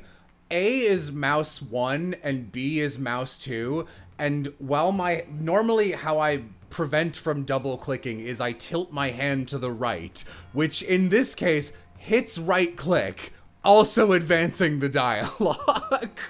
Tut. I'm suggesting that although it may be antiquated, and largely forgotten, it isn't yet extinct. What do you think, Mr. Naruhodo? I literally see no reason why we wouldn't invoke this in every trial, to be honest. A summation examination. Yes, obviously. Not even gonna read that dialogue. The defense wishes to assert its right to a summation examination, my lord. Objection. London is the capital city of the most powerful nation on earth. We have a duty to the world to exemplify the very highest standards of judicial procedure. Summation examinations are an embarrassment that should remain buried. With all due respect, that means very little coming from a vampire. Ah! You know nothing! Turn to the bat's leaves. But if it's alright, it's alright. I believe it could prove vital in this trial. The defense's petition is perfectly valid. Fuck! The court will proceed with the summation examination. This is madness. Foreman, are you and the remainder of the jury ready? Well, I'm not, there was no mention of this in the letter I received, you see, so... All members of the jury will be asked to explain on what grounds they have reached their decision. On what grounds? You must all justify your decisions and explain why you believe the defendant to be guilty. Well, my lord, you're rather putting us on the spot. This is most irregular, not to mention it was made something I missed. No mention of this was made before. I don't really hold with all this justifying lark. That seems to have thrown the jurors off. It seems none of them have experienced this before. All right then, the summation examination. A defense procedure no practicing lawyer has attempted for years, is it? Well, just maybe. It might be the opportunity we've been looking for to turn this trial around. So be it then. Ladies and gentlemen of the jury, the court hereby calls upon you to state the grounds on which you find the defendant, Magnus McGilded, guilty of this most serious crime. I like how fluffy his beard looks. It's very nice. This game has so many, like, different mechanics. Yeah. There was no one else inside the carriage at the time, so it has to have been him. I trust the driver. He has an excellent memory, it seems. 4 passengers with fares totaling 20 pence. I mean, I don't, as much as I like Beppo, his is the thing I want to contradict. He stuck the chap next to him just like this. Axe stabs her. A man! Brazen, I must say. Absolutely brazen. I have simply typed and collated? I don't know. Collated? I have simply typed and word all these statements made thus far and drawn the logical conclusion. Civ, that's a slur. I can't believe you read the word collated so many times. Oh my god! You can trust the guild. Fair fares is our motto. We haven't raised prices above 4 pence for years. The scoundrel stabbed that poor man on the floor. It beggars belief. I'm starting to wish I hadn't pushed for this now. What, and left the trial at a guilty verdict? Some of the jurors don't seem to have wonderfully formed arguments, though, do they? None of them do. Well, let's see what we can do. We need to get these 6 people to change their minds. Oh, do we have to get every single one of them? Damn. I'll have to throw everything I can at them. And use some very persuasive language. Just a moment, Mr. Naruhodo. According to my book, that's not quite how it works. Oh? I thought I was going to have to thaw their icy minds with some heartwarming rhetoric about the defendant. Unfortunately, once the jurors have decided that the defendant is guilty, they're unlikely to heed anything the defense says. But then... They've reached their conclusions by their own reasoning, you see. Your pleas will sound like excuses. In fact, it could recoil on you. The more you try to persuade them, the more entrenched they may become. Well, then what on earth am I supposed to do? Oh dear, I'm just citing what I've read about British law, Mr. Naruhodo. Right, I'm sorry, you're 16. Do you have any idea how to make this work, then? Well, I could read the book to you. From what I can understand, the key to this procedure is using the jurors' own words to make your arguments. What do you mean? Okay, fine. Well, the 6 members of the jury are randomly selected members of the public. They may appear to present a united front, but the truth is, they're complete strangers who just happen to find themselves here in the courtroom together. Sorry. Gotta itch my eye. It's allergy season. And that's the way to break them down, you mean? Yes, exactly. We must listen very carefully to what each member of the jury says, and see if we can identify any contradictory statements. If we can, then we contrast the statements and pit the corresponding jurors against each other, like a dogfight. I see. So it's a dogfight, is it? So it's contradictions in what 2 or more jurors say that we're looking for. In a way, then, this is similar to a regular cross-examination. Oh, yes, I suppose you're right. Find contradictions in their statements and pit the jurors against one another to break them down. Alright, I may be able to pull this off. No, that's not right. I have to pull this off! Die. Can we start proceedings, counsel? I would ask you take the stand for this. I'm expecting a clear and concise rebuttal. Yes, my lord.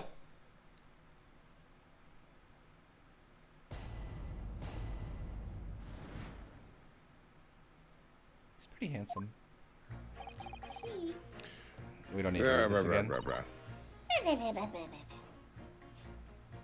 Okay.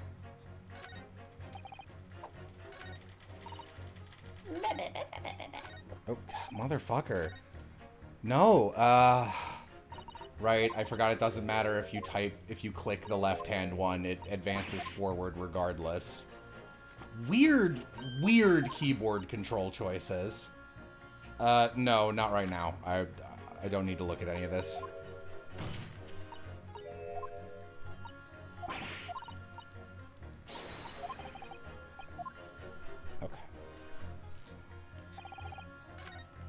It would be really nice if I could just, like, click these little diamonds and teleport to different things. Yeah, I think they had to design it around the fact that it's also on Switch.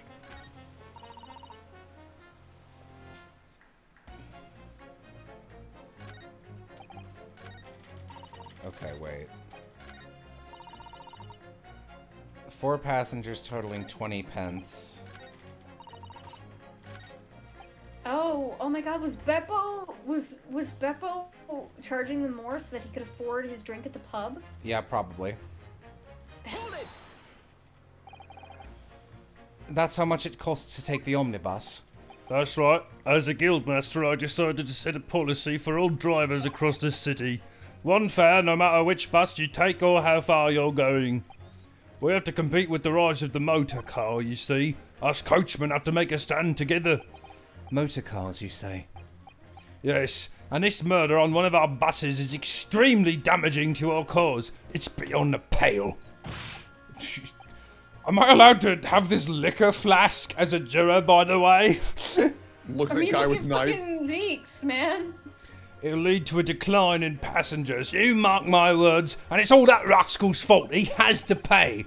Is it the crime or his buses he's more worried about?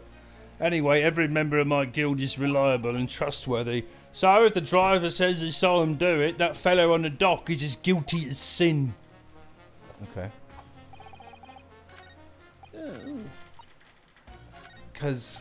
Chat, everybody, no, Beppo. I don't think Beppo murdered him.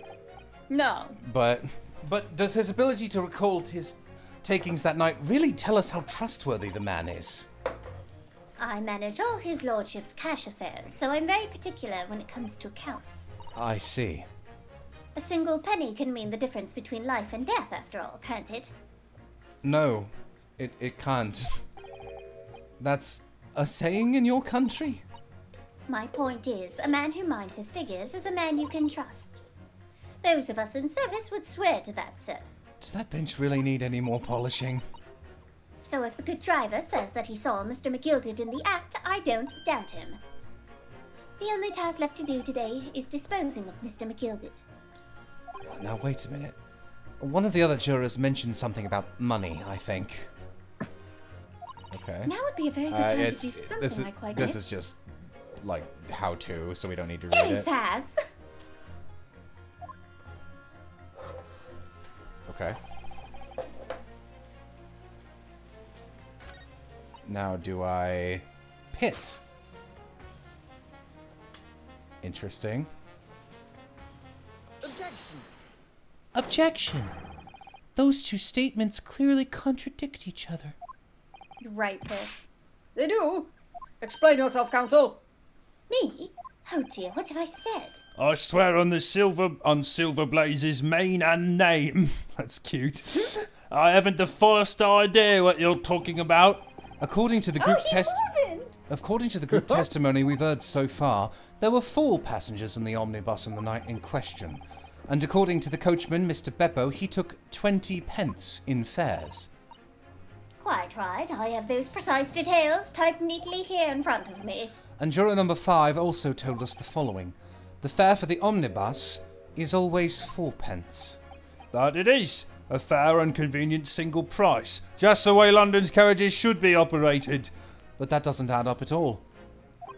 In fact, it leaves a glaring discrepancy in the facts. Why, man? Why? 4 passengers paying 4 pence each. If you do the multiplication... It would be 16 pence. Exactly. As I said, it doesn't add up. The figures are different. By 4 pence, in fact. Or precisely 1 person's fare. 1 person's fare? Yes. In other words, on the omnibus that night, it's distinctly possible there was another passenger we've heard nothing about. Good gracious. They were hiding in the little trunk. This can't be right. The coachmen of the guild are good, honest men, one and all. Trustworthiness is our watchword. The figures your coachman claims most certainly do not add up. Your watchword, good sir, is fallacy. I beg your pardon? Mr. Guildmaster, I think you ought to consider that if this trial were to end right now, the news would surely spread all over London. Very, very cheeky move, Rinosuke. Yep. The news that one of your coachmen tried to hide the fact that he let nefarious characters ride his omnibus. All right then. So how do I make this how do I make it so this miserable trial doesn't end? To Give me 1,000,000 guineas. Oh, that's a lot of little hamsters. Well, according to my book here... Objection! Guineas are larger than hamsters. What? But they're smaller than capybaras. You simply launch a ball of fire into the innocent side of the set of scales. Ball of fire? Now, hold on. Hold your horses there, coachman. Oop. We were all in agreement. That one wasn't me. That just went on by itself. Wait till I get my hands on you, Beppo! You fuck! No, kill Beppo. No. Oh, Beppo not want to die. Oh, this is all very irritating. Begging your pardon, sir, I'm going to do the same. Oh, thank God. At least it does that, where it's like you get 2 of them at a time. For the love of Mike, not you as well. A penny can be the difference between a smile and a tear, after all. I certainly can't put my trust in someone who doesn't follow my exacting standards in financial matters. Oh, really? Yes, really. I, for one, think it's only proper that we hear from the witnesses again. Oh, well done, Mr. Naruhodo. You did it!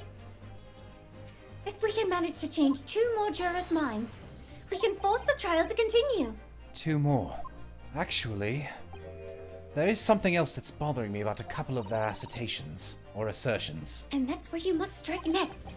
So I need to pit 2 more jurors against each other and show them there's another contradiction in their assertions. Exactly. You can do it. Stop yelling, Grandpa have headache. Well, the scales of justice have shifted, but they still weigh heavy on the side of guilt. Counsel, you have the floor again. Continue with your summation examination. I give up, Your Honor. Okay, yeah, I think it's that one and the one on the floor. Yeah. Yeah, here we go. It's gotta be, yeah. Yeah. Makeover. Oops. Okay, good. Those 2 statements are completely contradictory. Oh, sorry, I was listening outside to see if the hurricane had shown up. Oh, dearie me, I was only knitting a jumper for my other half. What is all this claptrap? What does contradictory even mean, I ask you? We've heard from more than one witness that they allegedly saw the moment when the defendant stabbed the victim. Now, out of curiosity, juror number 3. What? Can't you see I'm really busy here? The maid who's been polishing the desk just glares at him. Why do you think she's doing it? How would you say the defendant stabbed the victim? What sort of motion was it? Want to test me, do you? Like that? It was like this. Stuck the fellow next to him without even getting up, just like the prim banker said. Yes, that was Mr. Fairplay's testimony. Quite true. Now then, juror number 6. Oh, is that me, is it? Oh, what can I do for you, young man? How would you say the defendant stabbed the victim, madam? Oh, well, dear, as far as I understand it. Switch your knitting needles from grandma mode to knife mode. He stabbed the poor man after he'd collapsed on the floor. The coachman said so. Now, don't move. Take a look at these 2 jurors. He stuck the fellow next to him without even getting up. Well, excellent, not moving. And he stabbed the poor man after he'd collapsed on the floor. Well, I never. They're stabbing in totally different directions, my poor table. Oh. What? Bless my stitches. What a muddle. What this tells us is that there's a strong possibility one of the witnesses isn't telling the truth. Oh. But why? Why the dickens would they lie? Yeah, timeline checks out. I don't know that yet. But what I do know is that if this trial ends at this point, we may never find out. We may never know the real truth. Ladies and gentlemen of the jury, can you really let that happen in all good conscience? Lies, you say? Oh, dearie me. I can't abide people telling lies.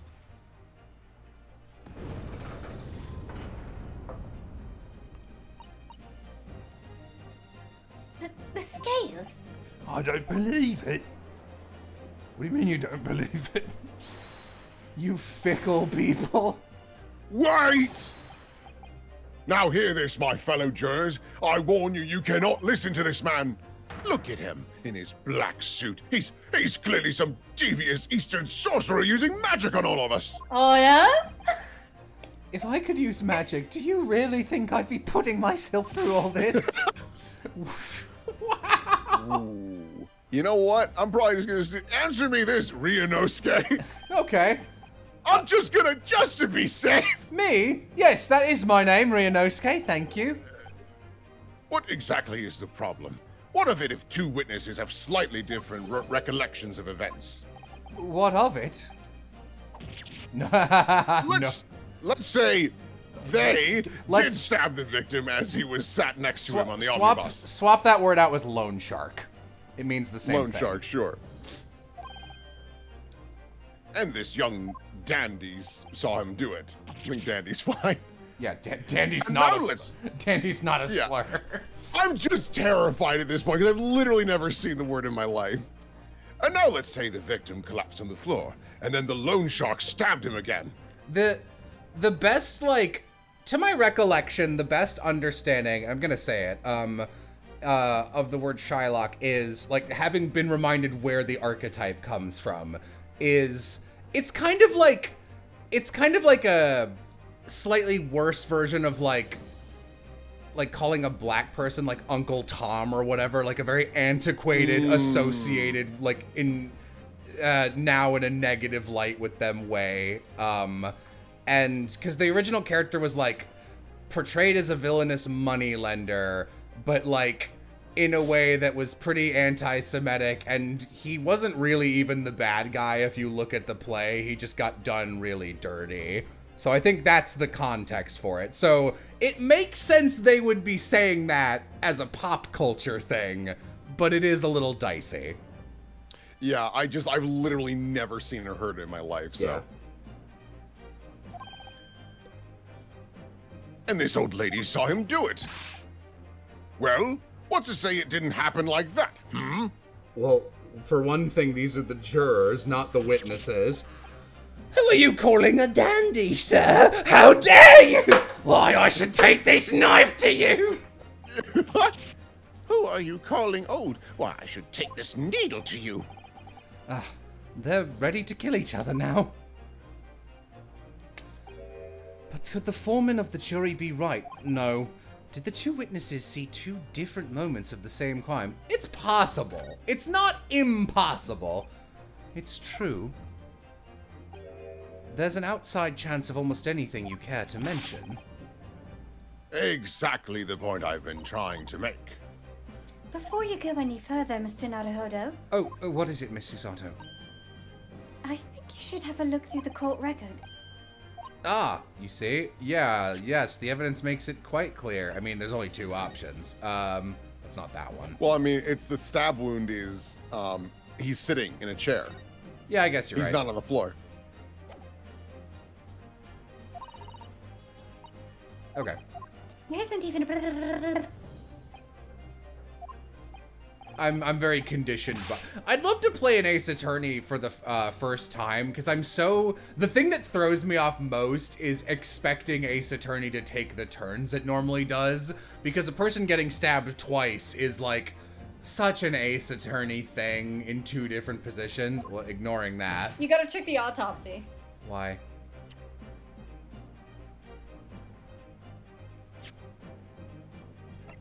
Also, I did. Oh, stabbed once. Okay, you're right. Okay. What are you talking about, man? How could you possibly say that? You do realize that I'm only doing my job. As foreman of the jury, I have a responsibility to steer everyone in the right direction. So where's your evidence, man? That's what I want to see. I say the two witnesses saw two different moments of the same crime. If you say that's out of the question, show me the proof. It looks like yep, evidence. Evidence. Evidence. Evidence. Evidence.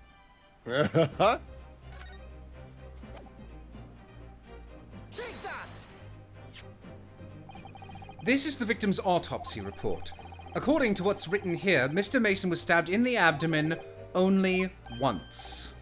I can imagine that Van Zeeks has just been there on his boot, just like... He's back in his coffin. It's quite simple. Yeah. The victim was stabbed precisely one time, which means these witnesses can't possibly have seen it happen 2 different times. All right. I concede defeat. Easy. Easy. Easy.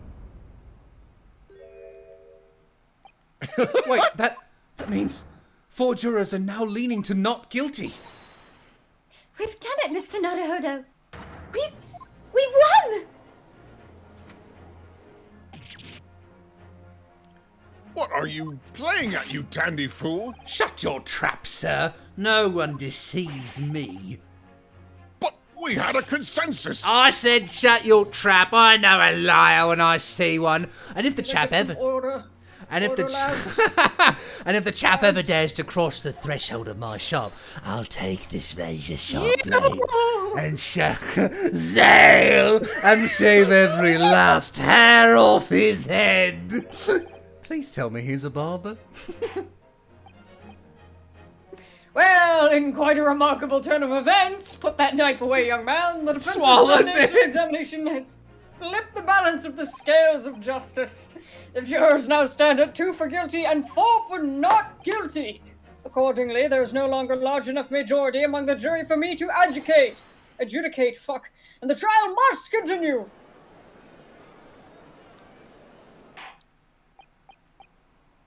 I hereby ask the defense, prosecution, and witnesses to return to their places, and I call upon all of you to continue to pursue the truth.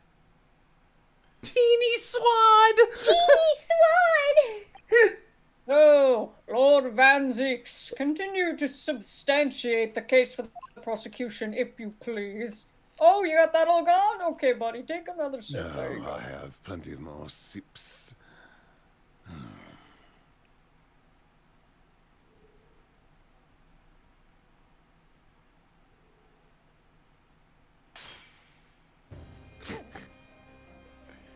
Having savored the rich aroma of the calming contents of this hallowed glass chalice, it may seem crass to crush it to dust. Pray forgive the discourtesy. Lord Van Zeeks, my carpet. Is it cold in here or is it just me? No, bear boys are dying. As your antiquated tome no doubt says, the prosecution may not speak during a summation examination. So I honored a deathly silence and listened to the charade.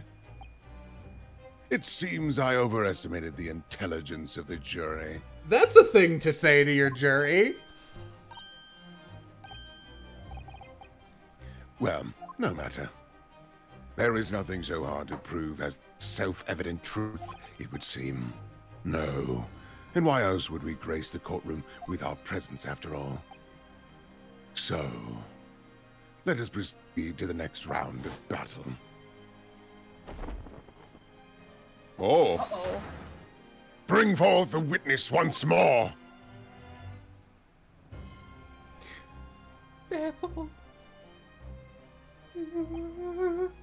Witnesses, I trust you heard the summation examination we have just had to endure. Oh, yes, sir, that I did, sir. Of course I heard it. Yes, sir, I heard it. Oh. You, sir, are the end. The coachman, I believe it's Beppo. Yes, sir, my lord, sir. If it transpires that in your previous testimony, you were attempting to veil the presence of a 5th passenger on your omnibus, you will be found guilty of perjury. You are advised to bear that in mind. What if he made one of the passengers drive so he could stay in and get cozy? Oh man. Oh, mio Dio.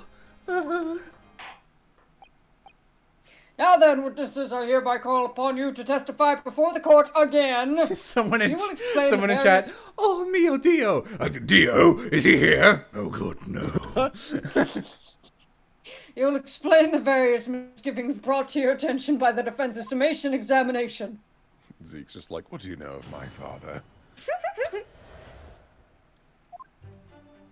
I only carried 4 passengers that night. I swear it. Well, I, for one, was told I had to pay 5 pence for the bus. Hey! He fiddled us on the fare, he did. And then I saw that blood-curdling sight as well. It's all too much. I tell you, I saw McGilded stabbing that man. Everything I said before stands. Oh, yes. Yes, he stabbed him. Yes, he did. I think so, yes. How bad can they be? Council, make sense of this for me, please. The phantom 5th passenger conjured into existence by my learned Eastern friend never existed. The confusion has arisen from the coachman's sly little cousinage. Yeah. Beppo, explain yourself. I'm terribly sorry, Guild Master. The guild's fare is 4 pence across the board. You know that. I look like a latent character. Am I to understand that you've been overcharging our passengers by a penny a fare? It's so cold. And the last run of the day is always half empty. Oops. Beppo, you naughty little boy. I'm sorry. You're a disgrace. I don't know if I can do it. You're a disgrace, Beppo. A disgrace. You're selfish. Beppo needs the money. I drive the carriage. I don't pay the taxes. Oh, no. And your selfish actions have brought for Beppo. dishonor on the entire guild. If I may, sir, I had to pay 10 pence on the bus just last week. 10 What? pence? What the hell, you 4 passengers at 5 pence each is, yes, 20 pence. I've done the arithmetic 10 times already, but I just can't make the result of it come out differently. No, that figures. Shame. Well, it would appear that one of the aforementioned misgivings has already been explained. So, counsel for the defense, your cross-examination, if you please. We've already had the pleasure of a protracted summation examination today. I see you intend to continue the parlor games. Literally just talking to the witnesses. Absolutely! I say, shaky top hat gang.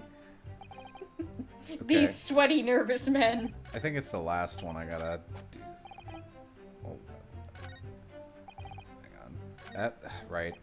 I keep thinking I can click on the left half. Fiddle on this on the fare. That's true. Yep.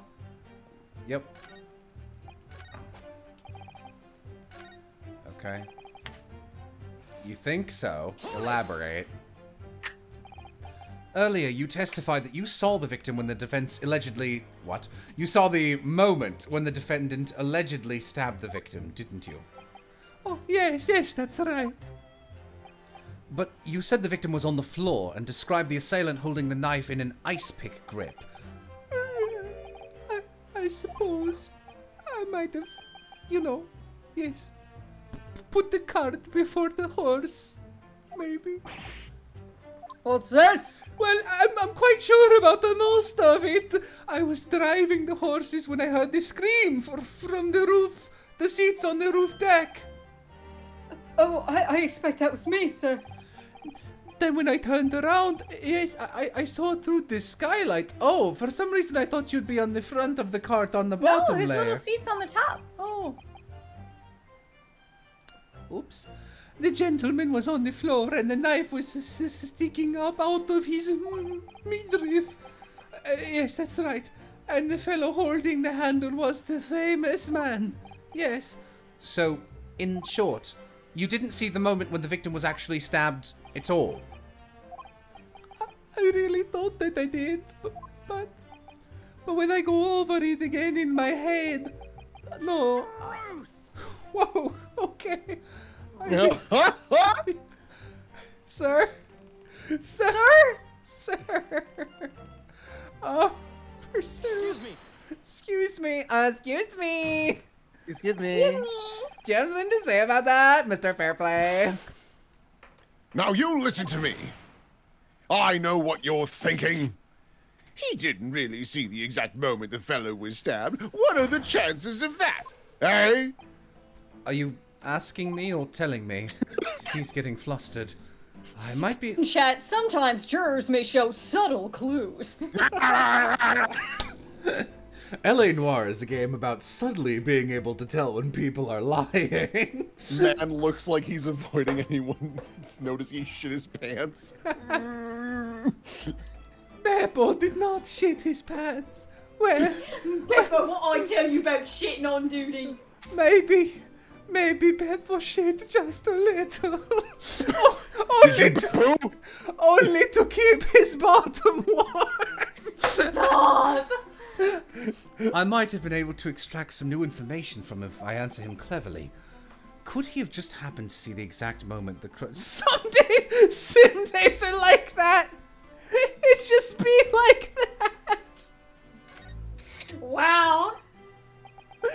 Well, it is a little hard to believe, certainly. Unless you spend your time peeping through a skylight from the top of an omnibus, that is. Peeping? I'm a respectable city banker, I have, you know.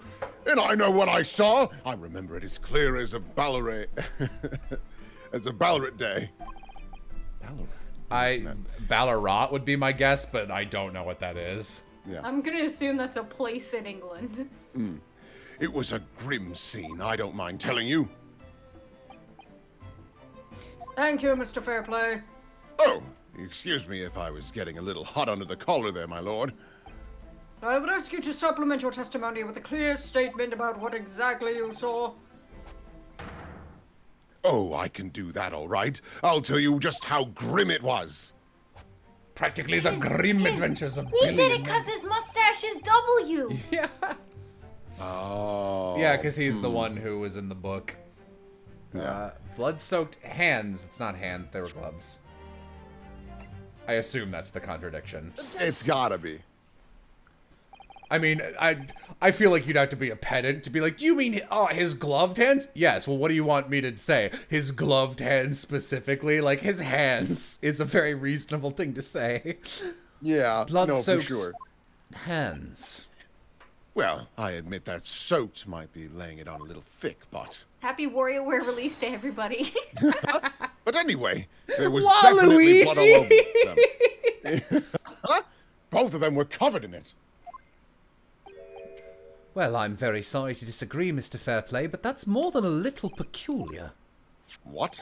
Here are the gloves worn by the defendant, Mr. McGilded, on the night in question. Oh, yes. Right.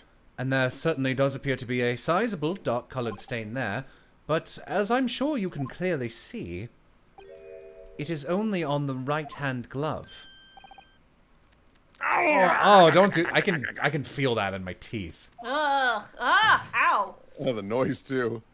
In short, Mr. Fairplay, your testimony is inconsistent. No! But no! That can't be right! Kill him! So you're the liar here, then? That's right. You were quite clear about it. You said it was both hands. Mr. Fairplay, if your last statement was a lie, it calls your entire testimony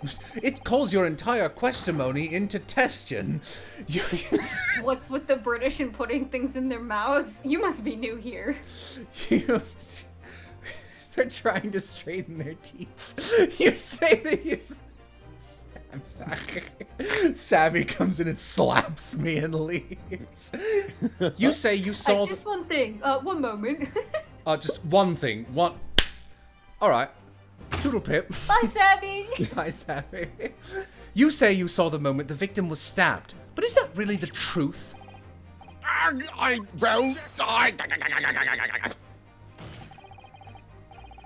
It was a simple mistake. You can't justify accusing this man of lying. Yes, it wasn't both hands. It was only one, but the fact remains. The victim's blood was on the accused. Objection. No, Mr. There's just such weak reaction sounds. Mr. Fairplay categorically stated that he saw blood all over both hands, which means there's a strong possibility that this witness was deliberately trying to mislead the court. Oh, why? I'm a city banker, for pity's sake. My word should be the gold standard. I'm a gentleman, not some gutter... That one's okay. Okay, gutter snipe. Upstanding members of society don't prevocate. I don't know that word. That one might be a slur. He's claiming to have great. no reason to lie. It's always your characteristic. Why? It's not fair. But is that I'm really not the him. case? Well, no. See, never mind. Mr. Hodo, if we had some evidence to explain why Mr. Fairplay might be lying, like maybe his bank records, it could turn the tide in this trial completely. Something to show this man has a compelling reason to lie. I have evidence! My lord. Yes, counsel. The defense is ready to present evidence. By Jove, are you sure? Yes, evidence. I skipped it. Stop doing that. Hurts to look at. Very well. I hereby call on the defense to present its evidence. Take that! Take that! This is a list of the debtors who owe money to Mr. McGilded. Yes, a list of innocent victims crippled by the accused's extortion. The point is, among the names of these debtors is your name, Mr. Bruce Fairplay. Mr. Fairplay, are you currently indebted financially to the accused? No, well, it's barely worthy of being called a debt. According to this ledger, you owe 20 guineas. Not an inconsiderable sum of money, wouldn't you say? Well, what of it? Well, conflict of interest, get off the stand. Let's suppose Mr. McGilded were to be found guilty of murder. What would become of your debt in that case? These documents state that the loan agreement is forged between two individual parties. Therefore, were the creditor, the defendant here, to be sentenced to capital punishment, all outstanding debts which were owed to him would be annulled. They would cease to exist, you crafty beaver! Cease to exist? Mr. Fairplay, is it not the case that you claimed what? Is it not the case that you claimed in your testimony to have seen something you never in fact saw in a devious attempt to annul your debt of 20 guineas to the defendant? In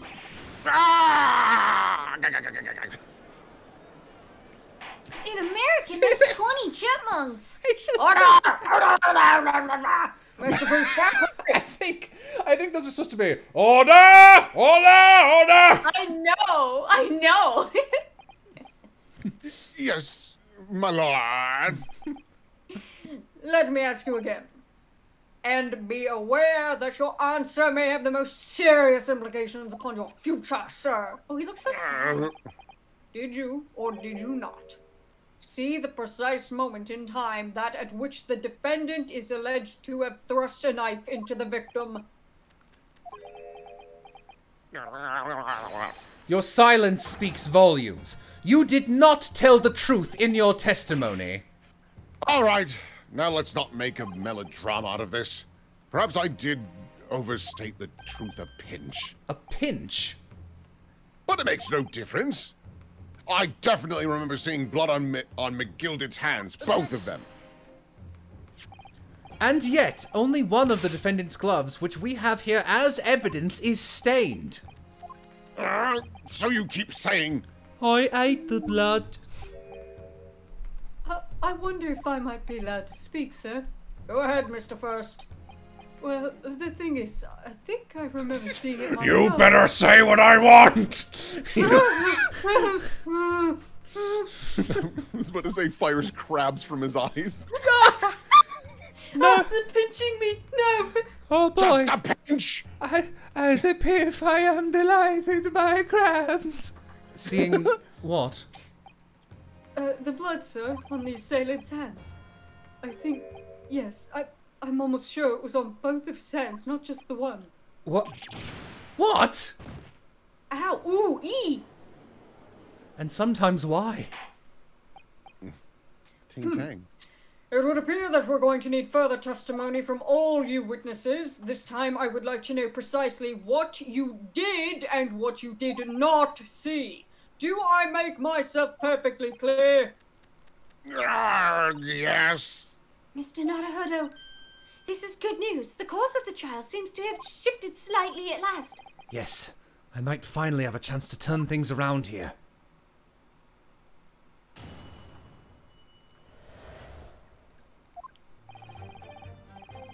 There was blood on both hands of the assailant. I sincerely and distinctly remember that.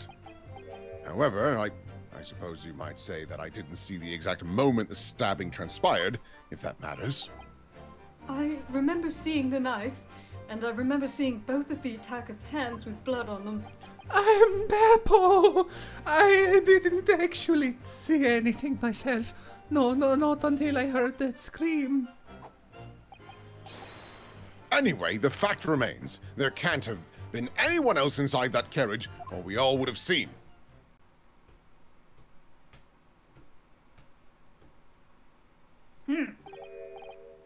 Well, lo and behold, in truth of fact, not one of you was witness to the crucial moment the crime was perpetrated. I apologize, my lord, but honestly, there was no one else inside that carriage, and the man's hand was covered in blood! That much incriminating evidence is tantamount to saying we saw the man do it! That's really not what testimony is about. I'm Van Zeeks. Let us examine the interior of the omnibus once more. There was a small person hiding under the chair. Luke, my boy, I've been discovered. Well, do it. Professor, I'll hand you this butter knife. Get the job done. You know I will. Puts it in his teeth. Now here's a puzzle for you, my boy. How can one 3-inch tall murderer kill everyone in this room? But that ain't it. The victim's fresh blood is clearly visible on the seat, corroborating the witnesses' accounts. I got you. I'm just imagining Leighton doing that fucking... Now, how did this cat get out the window? You might think he pushed a big block of ice, but that ain't it. It's just so... No. Oh, that will. He already said it. In other words, there is no substantial, no significant change in the facts of the case. Bonk, very well. Your cross-examination, please, counsel. Yes, my lord.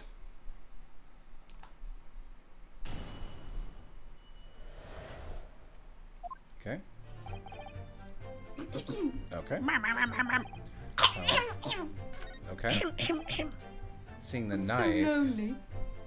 Lonely, I'm so lonely. I barely didn't see anything. Alright. That guy screamed. Okay. I am not, I'm not 100% sure what to pursue here. You definitely saw that too. Blood on both hands. Yes, sir. I mean, I know what you're going to say. Only one of Mr. McGilded's gloves has any signs of blood on it. Whoa. That's Whoa. right. The thing is, as far as I remember, sir, when I looked down and saw Mr. McGilded sitting beside the other fella, I don't believe he was wearing any gloves, sir. He wasn't wearing these gloves. That's correct, sir. And I saw the blood on both his bare hands quite clearly. It's true that the dark-colored stain on the dark leather gloves wouldn't have been easy to see. I can't read. I should point out that the police officer who apprehended the accused on the night in question reported that there was no trace of blood on Mr. McGilded's gloved hands. There wasn't Wait, blood? what? There wasn't blood on his hands? This is puzzling indeed. This must be significant somehow, I'm sure of it. I did it to the Beppo, did it to the Beppo. Beppo, Beppo, Beppo, Beppo. Beppo. Let's see what we got.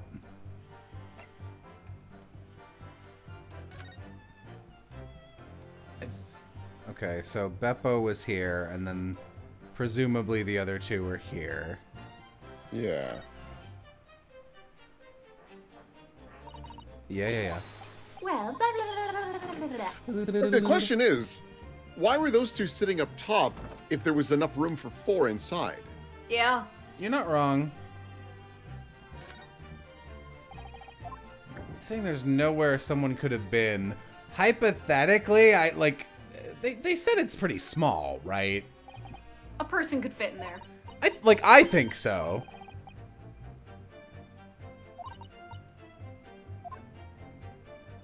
Yeah, I feel like that's probably what it's supposed to be. Okay. Interesting.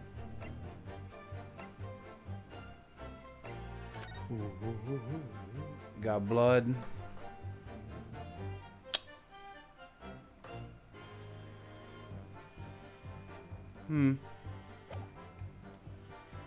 This is dumb. I want to check one more. Wait a second. I want to check one more thing. What do you think, Civ? The knife in the picture, is that the same? Because I don't know if you can see the W on the knife in the picture. Well, the W's in the scabbard. Okay. Yeah, okay. I was checking if the poster behind him was consistent. Yeah, it's the same knife. He missed a button. Okay. There's blood on both hands. I distinctly... Let's just press all of them. That's present. Hold it! No, the evidence tells us otherwise. We have the gloves of the... Let's... I'm just gonna kind of zoom through that. I'm reading. Well aware of that, sir. Oh, yeah.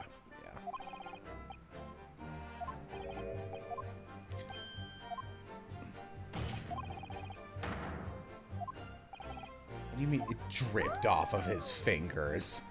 Yeah, blood. That's madness. Hold it! Maybe it has something to do with the scream. Don't try to downplay this.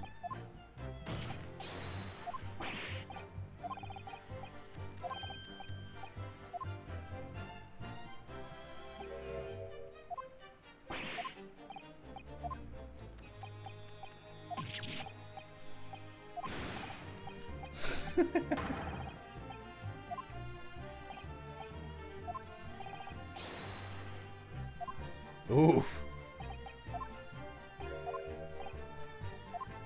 I'm a banker. No one bats an eye if I borrow a few guineas for the weekend. Can't get over him glaring at this guy. Okay. I would like to hear what Beppo has to say. You didn't see anything? Oh, yes, sir.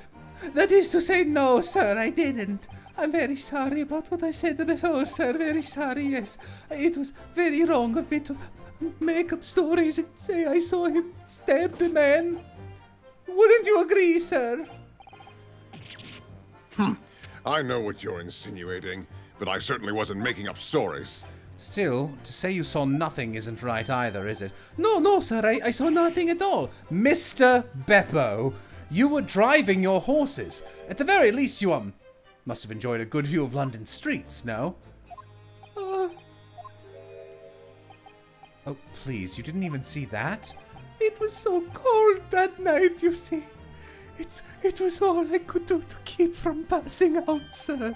Miss, my head was fairly frozen solid. Sorry to say, sir.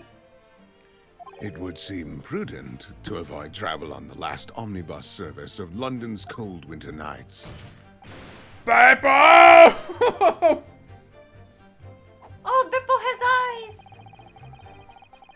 My favorite horror movie, Beppo Has Eyes. I think I'm supposed to present the carriage. I'll press first just to be sure. Oh, ow, what a limb. Oh, there it goes. Aw. Hoping we're gonna hit a stopping point soon. Oh, okay, here we go. Why not? This might be important. It was locked from the inside. Oh, sorry. It was locked from the inside. I tried knocking, but no one opened the door. It was locked. That's right. And it's a public bus service, for pity's sake. That's not what I call fair play. Yes, I had oh, yeah. Exact same experience. Tried knocking, but the gent inside just gestured at me to clear off. So I had no choice but to climb up to the roof deck and look down longingly into the warm cabin below. Well, I can assure you I wasn't just looking down, I was glaring long and hard. And that's precisely why I can tell you with absolute confidence that if there was anyone else in all of that cabin, I would have noticed. Unequivocal, I would say. I'm not sure about these two witnesses. Could they really have seen everything inside the cabin through the skylight? No. No. They couldn't even see the faces. Allow me to confirm one thing, Mr. Fairplay. You were riding this omnibus and witnessed the events of the cabin through the skylight in the floor of the upper deck. Is that right? That's right, yes. In that case, there is a portion of the cabin interior that would have been out of sight from you. What? By golly, really? Yeah, guys. Guys, obviously at this stage we can't say for sure. You can. Just have them get up on the crime scene. But the possibility cannot be denied that at the time of the incident, there could have been another passenger in the enclosed cabin of the omnibus. I haven't mentioned it, but I really like the setting for this murder. Yeah. Enough hypothetical meandering, my Nipponese friend. The prosecution demands that you substantiate your claims. After all, the scene of the crime is here, in the flesh. Very well, I will uphold the prosecution's demand. Get on the little bus. You will identify the area on this little drawing. I mean, like... Here, right? Yeah. Take that! Both rows of the seats on the roof face the direction of travel, whereas the seats in the enclosed cabin face each other, which means the visible part of the cabin, which passengers on the roof deck can see through the skylight, is as I've drawn here. I shouldn't have to explain this to you. That's right, my lord. As you can see, the seat opposite the one in which the victim and his attacker were sitting is obscured from view. In other words, if someone had been sitting on that seat, it's quite possible that these witnesses would have been completely unaware of it. Oh! Objection! It's quite possible some phantom was sitting there. You Nipponese have a forbidding habit of obscuring the truth with ambiguity. Exclamation point. I concur with the prosecution's rejoinder. In a British court of law, evidence is paramount. I cannot entertain this conjecture, counsel. That is, unless you're able to put a name to this mysterious passenger to whom you allude. I really don't think I don't think I can. Put a name to the mysterious passenger. Oh. Maybe it's the victim, because that would be a lot of steps, and it wouldn't be worth explaining because I'm not sure of it. I mean, I guess it can't be the knife with the W.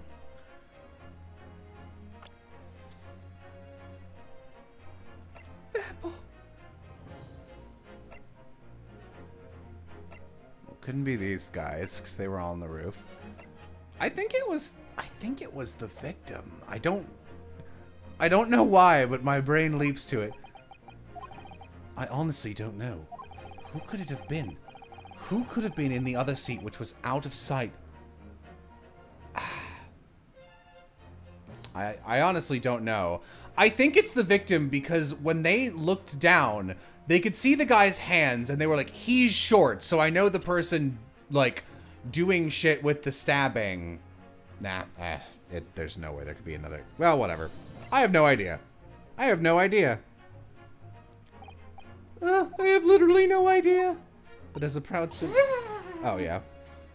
You will look to the sky and walk on, making sure all signs of tears are gone. Go on. This isn't just a case of going on, Miss Susato. Alright then, I'll go on. The defense would like to put forward a name. Oh dear, you are a fool. That response was a desperate attempt by a man who has no notion of his own limitations. A toast to hard lessons not yet learnt. That does not delay, counsel. The defense still is still to name the passenger of which you speak. This could be it. This could be the chance I've been waiting to turn the trial in my favor. On that night, on the night of the murder... Okay, so... They said what they saw was a man of short stature, whose face they couldn't see, doing something with the knife in the chest of another man who had, like, they also couldn't see at all. So it's entirely possible that it could be, I mean, it's gotta be the victim. Literally no one else on here makes any sense. I guess this also makes sense. Yeah, it could be McGilded. Yeah, because McGilded's hands weren't covered in blood. I'm way overthinking this. It was McGilded. Because he wasn't the bloody-handed man they saw. The passenger in the enclosed cabin that the witnesses on the roof deck failed to see had to have been Magnus McGilded. Mr. McGilded? What are you talking about, counsel? That's the name of the defendant!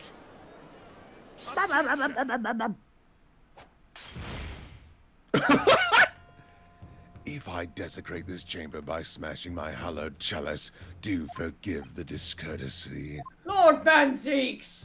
People talk of those tiny island nations in the Far East as having a learning and culture of their own.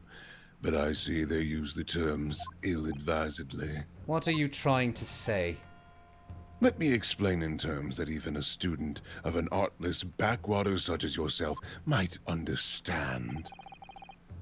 When the bloody scene unfolded, the victim and his assailant were sitting side by side. Multiple witnesses have attested to the fact. It's the very premise on which this case is built. Objection! But that premise may be wrong. What? If the victim really was sitting beside Mr. McGilded, it creates an inconsistency that can't be reconciled in any way. What inconsistency, counsel? The defendant's gloves, my lord. Both witnesses made the same testimony. They claim that there was blood on both hands of the person sitting next to the victim. Objection. Yet we know the truth to be otherwise. Only one glove bears the gory remains. Objection! The point is, even in the face of this irrefutable evidence, both witnesses have maintained their stance. Yes, their testimony remains unchanged. Exactly. They both adamantly swear that they clearly remember seeing blood on both hands of the assailant. In short, their memory of events is correct, and their testimonies reveal the truth. It was someone else sitting beside the victim that night, a third party we have yet to identify, and the victim's blood was on that passenger's hands, both of them. Objection. And who was this third party? Obviously, the true culprit. Extraordinary! Beppo is so cold. Order! What exactly are you postulating? Please give Beppo your guilty fire. Objection! Beppo is like little matchstick girl. The defense's postulation is just that, nothing more than conjecture. Someone says, I just joined. On the fence about this game? Is it good? No, this game is solidly good. I've liked playing all of the cases so far. The only thing I don't like is it's weird. No other Ace Attorney has this specific problem. But so far, the two murders that we've solved both had like weird executions in terms of like, why would this have been done this way? Which is not usually my problem with Ace Attorney writing. Yeah. But like, it's kind of a slightly sour note to end each case on, because it's like, here's the reveal, and you're like, oh, why? which is a little weird. But like other than that, it's very fun to play. Like I'm really enjoying the actual gameplay. I mean, if I'm gonna choose between having hours of good and then like a couple minutes of like, oh, that's kind of poopy, I'm gonna take that compared to what we've played before. Yeah. The witnesses have clearly stated that they saw the accused. Objection! But when elaborating on his testimony, Mr. Fairplay said the two of them were wearing hats, and I couldn't exactly make out their faces. Yes. Do you think he's always looking left and right because he's supposed to be like a face on a bank coin? Uh-huh. The tops of their heads were obscured by the roof. I could see the rest of them, though. Yes, that's right. Both gentlemen most certainly had it. Hatters do tend to notice such things, sir. Did you notice his hat was an insanely giant salt shaker? And what particular styles of hat did the two gentlemen sport, Mr. First? I'm afraid I don't remember. And you call yourself a hatter? The style of hat makes no difference. There was no third passenger in the cabin! How can you be sure? Because if there had been, the accused Mr. McGilded would undoubtedly have offered to depose the fact. He was asleep. Unless, that is, you are proposing an even more preposterous explanation. That the accused failed even to notice the presence of the true culprit in the very cabin in which he traveled. Beppo! He's right. When If there was another person traveling in the enclosed cabin of the omnibus, it's inconceivable that Mr. McGilded would have been unaware of it. Order! There's clearly a very simple solution to this problem. Bring the accused Mr. McGilded to the stand. Well, what say you, counsel? The prosecution objects, my lord. Oh, don't be so fucking contrary. As a suspect, he will have already made a full statement to the police. But what if there's some reason why he's unable to speak freely? Magnus McGilded is no uneducated ruffian. If it indeed turns out the man has been withholding information, you can be sure it will have been a most deliberate act. Counsel for the defense, what is your opinion? My lord, should we ask Mr. McGilded to testify or not? I don't really see why not. Mostly I want to voice him again. Yes, we need to hear what he has to say in order to find out the truth. The defense would like to call Mr. McGilded to the stand. I see. In that case, I would like to hear the opinion of the jury. Oh, yes, I need a little time to consider this. If you ask me, I think we should hear what Mr. McGilded has to say. Get the man out here, I say! It would be utterly illogical not to hear his testimony. When something needs doing, get it done. That's how I run things at the guild. Hearing what the patron of my favorite little park has to say? Oh, yes, that would be lovely.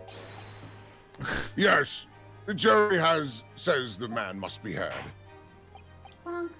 Very well, the court will hear the defendant's testimony. Bailiff, show the defendant to the stand at once.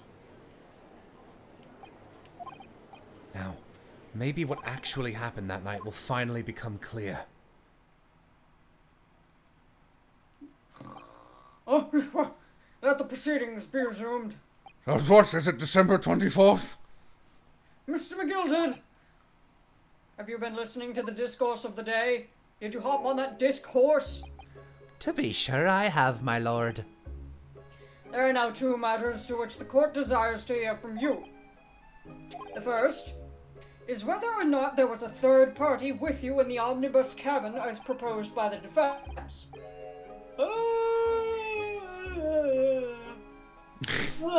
I love the Halo is that theme. if such a person was indeed present, provided to conceal that information. Begad, no! 'Tis not in my nature to hide anything at all. Just answer the question. The truth of the matter is, I've been desperate about this all along. Do I tell yous all or keep me mouth shut? Tell us what, Mr. McGilded. The fine fellow representing me is absolutely right. In the carriage on the night with myself and the other man, there was another passenger. It's true. Aye, and 'twas me who helped the little urchin get away after it all happened. What's all this then? You... What? Ah. What? He was hiding because he was cold. He was hiding in the trunk. Man, of course Shu Takumi comes back to write a game, and there's someone taking the murder fall for a child. The most Shu Takumi writing thing in existence. No, McGilded. That convenient excuse can't save you now. Beppo's son, Bippy! Someone in chat, Luke got away! I did it, Professor. I'm truly sorry, so I am, Lord Van Zeeks. I'm sure you'll be wanting to know why I said nothing when I was taken in by the police. I do be having a very good reason, I assure you. Which was? Well, the little child was just in the wrong place at the wrong time, and not in any way involved, you see. What? If the police had known the wee one was there, they'd have assumed she'd done it. Please be Gina Lestrade. I know she's not oh, it's probably fucking Iris. Yeah. Yeah. They'd have hauled her into this here courtroom just like myself. I was only trying to spare her that. Young hearts and young minds are easily damaged, my lord. And who was this young child of whom you speak? That, I don't know. You don't know? Aye, well, the way thing just happened to be in the carriage that night. I never saw her before or since. We have absolutely no reason to believe this man. The prosecution calls for the witness's statements to be disregarded by the court. You know, I wouldn't be surprised if the urchin isn't here in this courtroom as we speak, listening to the proceedings. What? Looks directly to the side. Oh! Smoke! Smoke! Ah! No use, cough, cough. What is going on? Be careful, Mr. Norahodo. Cover your face. Bailiff, don't let the accused escape. Secure the omnibus. I hereby call an emergency recess. Bailiff, ensure the defendant is in custody and clear the courtroom. We were hurriedly removed from the smoke-filled courtroom by the bailiff, amid scenes of chaos as people stumbled over one another in their desperation to flee the chamber. We had no idea what was happening. All we knew was that, for the time being at least, the trial was suspended. Alright, yep, that's a good stop.